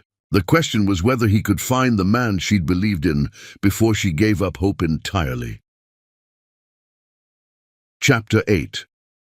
The Powerful Woman Rises. Hannah Peterson stood before the Richmond City Council holding blueprints that would revolutionize affordable housing in Virginia. Her pregnancy visible beneath a tailored blazer that announced competence rather than vulnerability. 8 months pregnant and commanding a room full of politicians and developers with the quiet authority of someone who'd built empires and now chose to build communities that served people rather than profit margins. The Riverside Commons project isn't just about creating housing units, she said, her voice carrying to every corner of the packed council chamber with the confidence that had once intimidated Manhattan socialites and now impressed Virginia bureaucrats. It's about creating a sustainable community that honors the families who've lived here for generations while welcoming new residents who will contribute to our neighborhood's continued growth and prosperity. Council Chairman Robert Hayes leaned forward, studying the detailed plans Hannah had spent 6 months perfecting, with the same meticulous attention she'd once brought to Mitchell's luxury developments. Miss Peterson, your proposal shows 300 affordable units, but the private developers who've approached us previously claimed they could only make 150 units economically viable on this site. Those developers were thinking like traditional profit-maximizing businesses instead of thinking like architects who understand community needs, Hannah replied, moving to her presentation board with the graceful confidence that had once made her legendary among New York's architectural elite. They saw obstacles and limitations where I see opportunities for innovation and creative problem-solving. Her presentation was masterful, combining environmental sustainability with social responsibility in ways that made compelling financial sense for both investors and residents. Mixed-income housing that would prevent the economic segregation plaguing most urban developments. Green spaces designed to improve air quality while providing community gathering areas where neighbors could build relationships. Commercial spaces designed specifically to support local businesses rather than chain stores that would drain money from the neighborhood economy. The construction timeline shows completion in 18 months, noted Councilwoman Patricia Hayes, reviewing the technical specifications with obvious appreciation. That's significantly faster than comparable projects we've approved recently because we're using innovative modular construction techniques combined with sustainable materials, sourced from Virginia suppliers whenever possible. It creates local jobs while reducing environmental impact and construction costs, allowing us to pass savings directly to residents. Hannah had learned these efficiency innovations during her years managing Mitchell's high-end projects, but now she was applying them to work that mattered to her personally, rather than just professionally. The Riverside Commons would house families like the one she'd grown up in, working-class parents who scrimp and save to give their children better educational and economic opportunities. Blake Morrison sat in the back of the chamber, watching Hannah's presentation with the calculating interest of someone who recognized exceptional talent when he saw it. He'd been courting her expertise for months, offering consulting contracts and partnership opportunities that would have been unthinkable in her previous life as Mitchell's invisible strategic advisor. "Ms. Peterson," Blake said during the public comment period, rising with the confident bearing of someone accustomed to commanding attention. I represent Morrison Development Group, and we'd like to formally propose a partnership on this ambitious project. Your innovative vision combined with our established resources and market connections could create something truly remarkable for Richmond. Hannah's expression remained professionally neutral, but her response was pointed and deliberate. Mr. Morrison, I appreciate your interest and your company's reputation, but Riverside Commons is specifically designed to be community-controlled rather than corporate-controlled. The residents will have ownership stakes in their housing and voting, rights in all future development decisions affecting their neighborhood. It was a direct rejection of the traditional developer model where outside investors profited handsomely from community displacement and gentrification. Hannah was proposing something genuinely radical, development that empowered existing residents rather than exploiting their economic vulnerability. After the presentation, Hannah packed her materials with the satisfied exhaustion of someone who just completed a professional marathon. The council had voted unanimously to approve her project, making her the youngest architect ever to win a municipal contract of this scale and social significance in Richmond's history. Dr. Patricia Williams, her supervisor at Community Design Associates, waited outside the council chamber with the proud smile of someone who just watched her star employee triumph over skepticism and bureaucracy. Hannah, that presentation was absolutely incredible. 3 months ago, you were a freelance consultant working out of coffee shops and shared office spaces. Today, you just secured a $20 million project that's going to fundamentally change how this city approaches affordable housing development. 3 months ago, I was someone else entirely, Hannah replied, one hand resting protectively on her pregnant belly. Someone who built other people's dreams and visions instead of her own. Someone who made other people successful while remaining invisible herself. They walked to Hannah's car together, Dr. Williams still buzzing with excitement about the council's enthusiastic response and the media attention the project was already generating. Blake Morrison seemed very interested in working with you directly. That kind of high-level partnership could open doors to similar projects across the entire Southeast region. Blake Morrison represents everything I deliberately left behind in New York, Hannah said with quiet conviction. He sees opportunity where he should see community responsibility. He wants to use my innovative ideas to make himself wealthy and powerful rather than to serve families who actually need quality housing. And you want to use your ideas to prove that architecture can serve people instead of just generating profit for investors. That development can strengthen existing communities instead of destroying them through gentrification. Hannah paused beside her car, looking back at the government building where she'd just secured funding for her vision. And to show my child that true success means using your talents and education to make the world more just and beautiful, not just to make yourself wealthy and famous.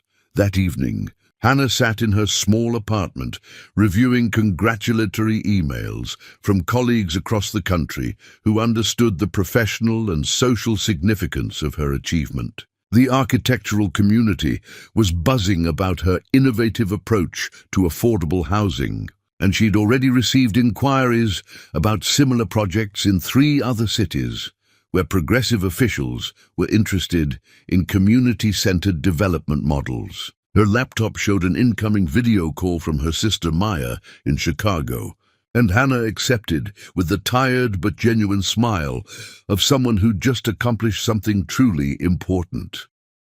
I watched the entire council meeting online, Maya said immediately, her excitement obvious even through the digital connection. Hannah, you were absolutely incredible up there. I've never seen you look so confident, so completely yourself, and comfortable in your own expertise. I feel like myself for the first time in years, Hannah replied with deep satisfaction. Like I remember who I was, before I became someone's support system and strategic advisor. Before I started channeling all my creativity into making someone else successful. Any word from Mitchell recently? Hannah's expression tightened slightly, the only sign that the question still carried emotional weight. His private investigator has been asking questions around town for weeks. I know he knows where I am and what I'm doing. And how do you feel about that? I feel nothing, Hannah said, though her tone suggested the situation was more complex than complete indifference. I'm not the same woman who left New York 8 months ago feeling broken and invisible. I'm not someone who builds empires for ungrateful husbands who take all the credit. I'm someone who builds communities for families who genuinely need them and appreciate them. Maya studied her sister's face through the video connection, noting changes that went deeper than professional success. You look genuinely happy, Hannah. Tired from the pregnancy and the work, but deeply satisfied in a way I haven't seen since architecture school. I am happy, Hannah confirmed with quiet conviction. I'm doing work that matters to me personally, not just work that makes someone else successful and famous. I'm respected and credited for my own ideas and innovations, not just tolerated as someone's wife who happens to have professional opinions. And I'm about to become a mother on my own terms, raising my child according to my own values rather than as part of someone else's family legacy and social expectations. What if Mitchell shows up here unexpectedly? Hannah was quiet for a long moment, considering the question she'd been avoiding but knew was inevitable. Then he'll discover that the woman he dismissed and undervalued is doing more than just surviving without him. I'm thriving, creating meaningful work, and building something beautiful that serves people who actually need it. But do you miss him at all? The question hung in the digital space between them. Hannah closed her laptop and moved to her window, looking out at the neighborhood she was helping to rebuild through intelligent, compassionate design. Families were walking home from work. Children were playing in small front yards. And elderly residents were sitting on porches, watching the world go by, with the patience that came from generations of community investment and mutual support. I miss who I thought he was, she said finally with painful honesty. I miss the man I believed he could become if he ever chose to develop his own character and capabilities. But I don't miss being invisible in my own life, being undefended in my own marriage. Being unrecognized for my own achievements. Her phone buzzed with a text from Dr. Williams. Hannah wanted to remind you about tomorrow's appointment. With the baby due in 4 weeks, we need to finalize all birth plan details and emergency procedures. 4 weeks until she became a mother. 4 weeks until she welcomed Mitchell's child into a life he'd chosen not to be part of through his own failures and cowardice. 4 weeks until she proved definitively that love didn't require the compromise of self-worth, that sacrifice didn't require invisibility, that building something beautiful and meaningful was more important than attaching your name to someone else's creation. Hannah Peterson had learned to be powerful without apology, brilliant without permission, and successful without sacrificing her values or her visibility. She'd discovered that the woman who'd built Mitchell's empire was capable of building something far more meaningful and lasting when she was building it for herself and for communities that genuinely needed her expertise. The question wasn't whether Mitchell would eventually find her in Richmond. The question was whether he'd be capable of recognizing the woman she'd become, someone who no longer needed his approval, his platform, or his family name to prove her professional worth and personal value. Someone who'd finally learned that the most powerful thing a woman could do was refuse to make herself smaller, invisible, or less threatening to accommodate someone else's insecurity and laziness. Chapter 9. The Reckoning.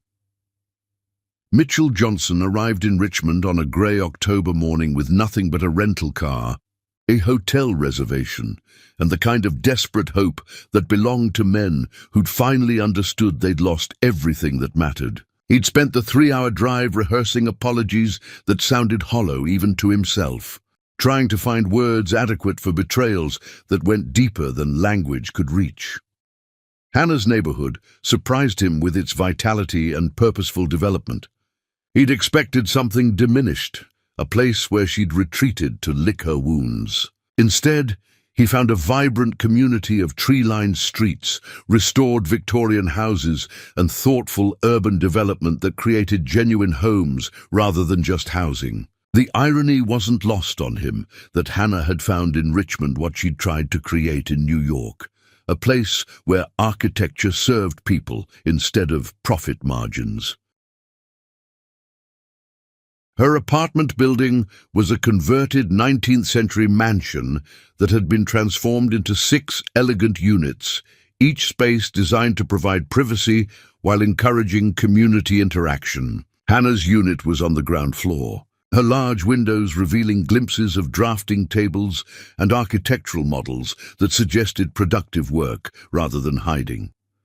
Mitchell sat in his rental car for 40 minutes, gathering courage that should have come naturally to a man who'd once commanded boardrooms and dominated headlines. But those had been borrowed courage, borrowed from Hannah's strategies and preparation. Now he was alone with his own cowardice. When he finally approached her door, Hannah opened it before he could knock.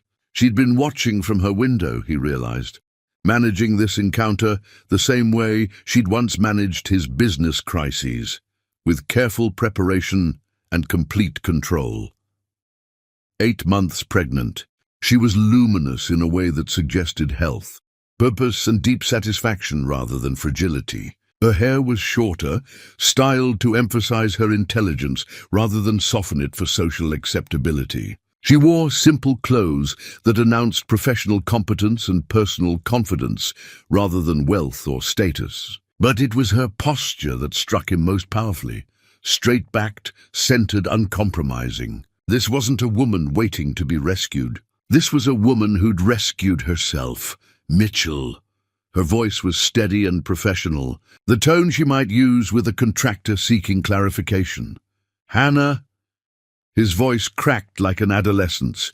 "You look absolutely incredible." "Thank you. You look exhausted." The observation was clinical rather than sympathetic. Hannah had always been able to read his emotional state before he'd recognized it himself. But now she offered the diagnosis without the care package that had once accompanied it. "Can I come in?" Hannah stepped aside without answering, leading him into an apartment that was simultaneously familiar and foreign. Her furniture was the same, arranged with the same aesthetic sense that had made their Manhattan penthouse a showcase. But the space felt fundamentally different, smaller and more intimate, warmer and more authentically personal. Her drafting table dominated the living room like an altar to creativity, covered with blueprints and architectural models that represented work she'd chosen rather than inherited. "I know about the baby," Mitchell said without preamble. "I assumed you did. Your investigator hasn't been particularly subtle. Why didn't you tell me yourself?" Hannah settled into her desk chair with the careful movements of advanced pregnancy, studying Mitchell with the same focused attention she once gave to complex structural problems. "When would I have told you?" she asked with devastating precision. "During the fight where you suggested our marriage was a mistake? After you chose your mother's approval over my dignity? Before or after you decided I was too sensitive about the scar I earned saving your life?" Each question landed like a blade, precise and devastating. Mitchell had hoped for anger, for tears, for any emotion that suggested he still had the power to affect her. Instead, he faced the calm assessment of someone who'd moved beyond hurt into clarity. "I was wrong about everything," Mitchell said desperately. "I see that now with perfect clarity." "What exactly do you see, Mitchell?" "I see that I never appreciated what you did for me. I see that I took credit for your work and let people mock your sacrifice. I see that I was a coward who hid behind your strength instead of developing my own character." Hannah nodded, as if he'd correctly answered the first question on an examination. "And what do you want from me now?" "I want to make everything right. I want to be the father our child deserves, and the husband you deserved from the beginning. I want to prove I can change fundamentally. How? The simple question contained infinite complexity. How did a man prove he'd changed when change required consistent actions over time rather than dramatic gestures? How did someone demonstrate genuine growth when the demonstration itself might be just another performance? I don't know, Mitchell admitted with painful honesty. I spent the entire drive rehearsing elaborate speeches about how sorry I am and how much I've learned. But sitting here, looking at what you've built without me, I realize I don't even know what the right apology looks like. It doesn't look like anything, Mitchell.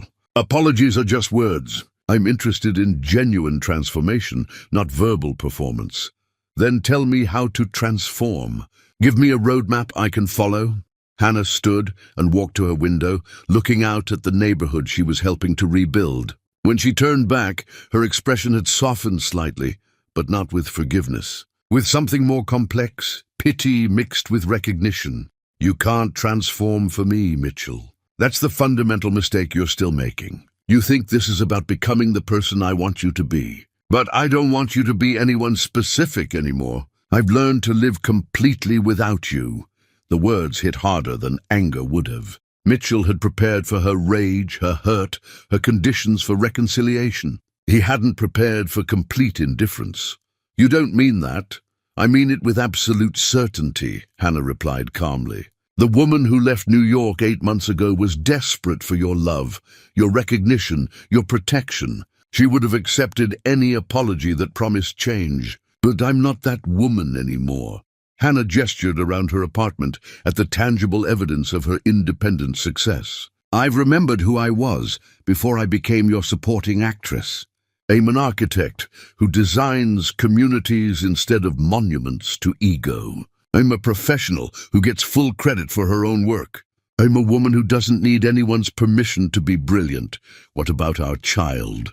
Our child will have one parent who puts their well-being first, and one parent who put himself first for 34 years, and then decided to change when it became convenient. Mitchell felt the conversation slipping away from him, felt Hannah's calm certainty eroding every argument he'd prepared. That's not fair. Fair? Hannah's composure cracked slightly, revealing the steel underneath. You want to discuss fairness? Fair would have been you defending me at parties instead of laughing along with cruel jokes. Fair would have been you crediting my work instead of accepting praise for achievements you didn't earn. Fair would have been you protecting my dignity instead of sacrificing it for social comfort. I know I failed you repeatedly. You didn't fail me, Mitchell. Failure implies you tried and couldn't succeed. You chose not to try. There's a difference between failure and indifference, between mistakes and character defects. Mitchell moved closer desperately. Hannah, I love you. I know I didn't show it properly, but I do love you with everything I have. You love the woman who made you successful. You love the woman who solved your problems and managed your image and asked for nothing visible in return. But you never loved me enough to see me as a complete person, to defend me when defense required courage, to choose me when choosing me would cost you something. I choose you now. Now that your empire is collapsing without my strategic thinking, now that Blake Morrison is offering me partnerships you never considered, now that I'm about to give birth to your child and you're facing consequences? Hannah shook her head with sad certainty. You're not choosing me, Mitchell. You're choosing survival. The brutal truth settled over Mitchell like a heavy shroud.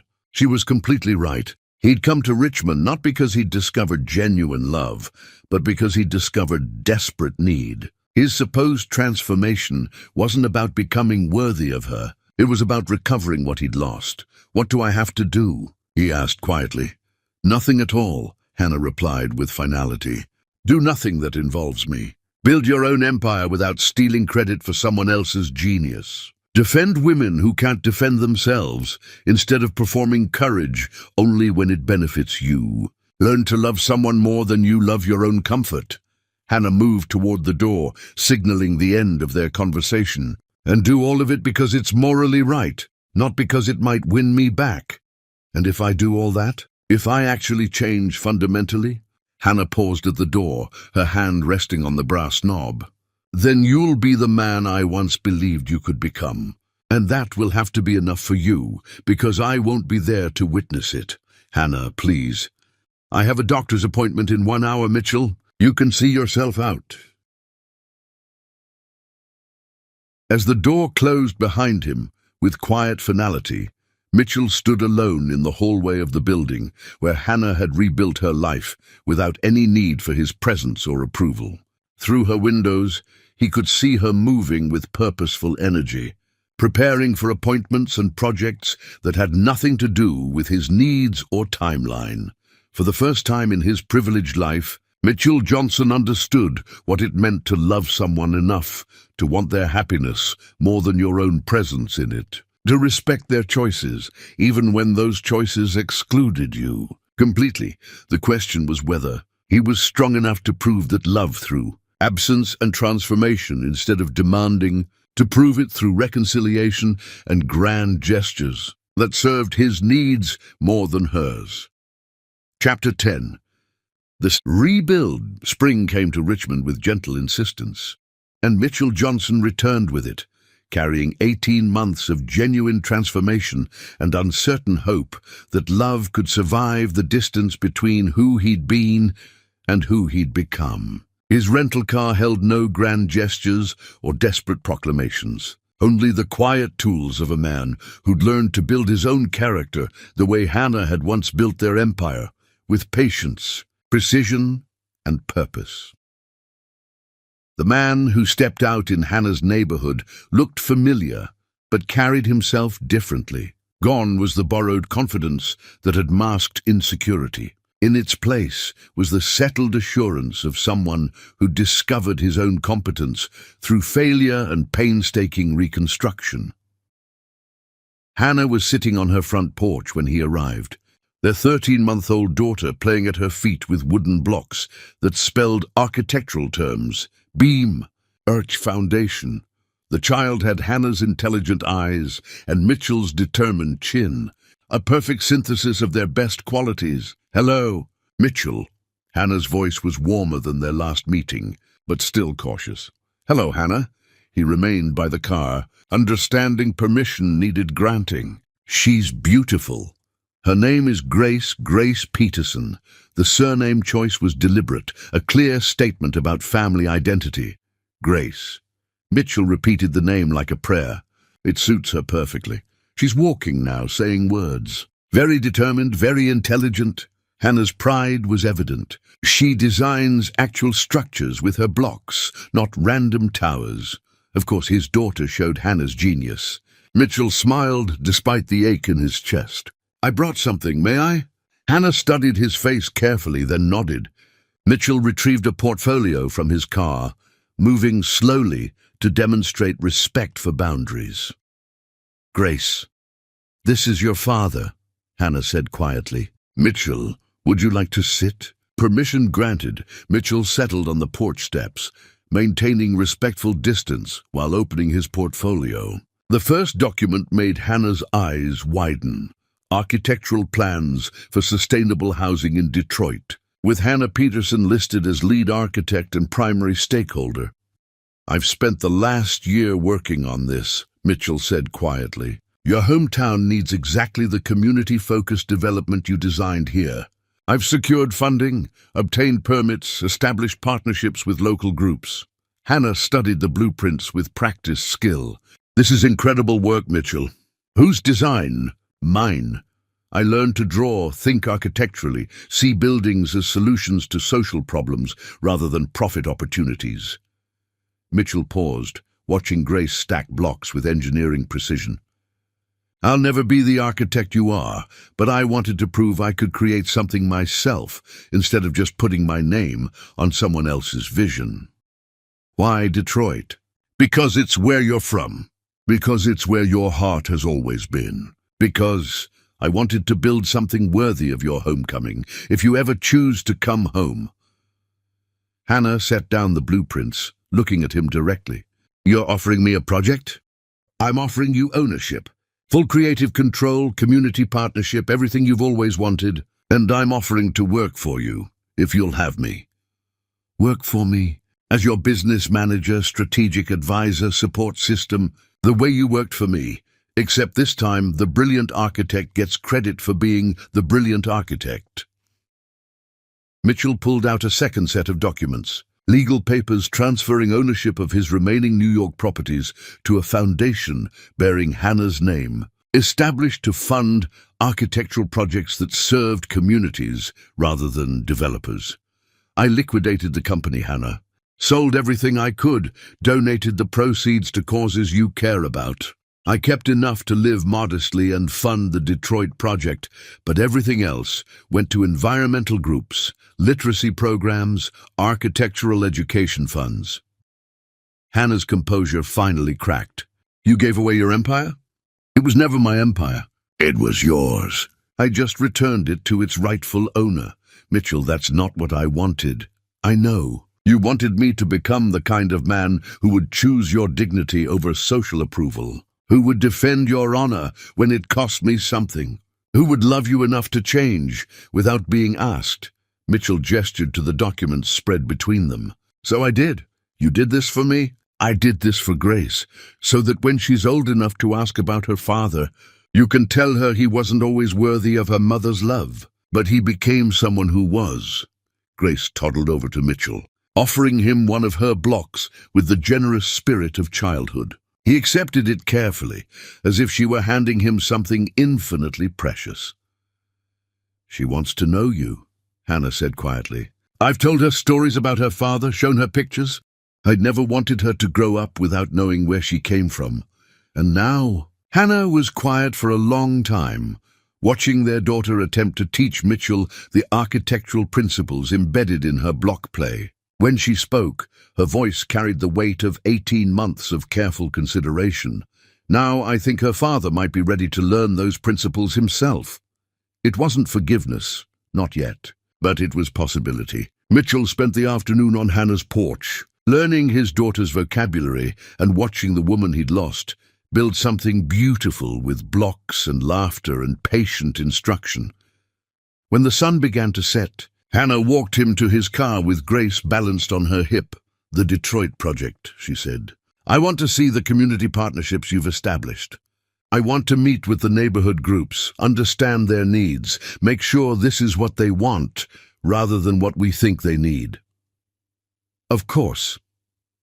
And Mitchell, if I agree to this, I'm the architect. You're the support staff. No shared credit, no joint interviews, no confusion about who's the genius and who's the assistant.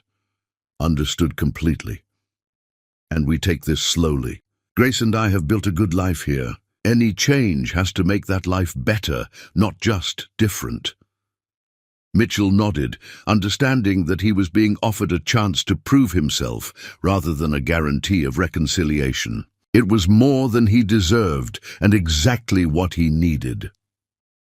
As he drove back to his hotel, Mitchell carried with him the sound of his daughter's laughter and the memory of Hannah's careful smile. He'd learned to love them enough to disappear from their lives, and perhaps that love had finally made him worthy of being invited back into them. The rebuild would take time, trust earned in small increments rather than grand gestures. But Mitchell Johnson had finally learned the most important lesson Hannah had tried to teach him, that the strongest foundations were built not from inherited materials, but from the slow, careful work of becoming someone worthy of the love you'd been given. Grace Peterson would grow up knowing her father as a man who'd learned to build his own character before presuming to build anything else. And perhaps, if he proved himself worthy of the chance, she might also know him as the man who'd loved her mother enough to become the husband Hannah's sacrifice had always deserved.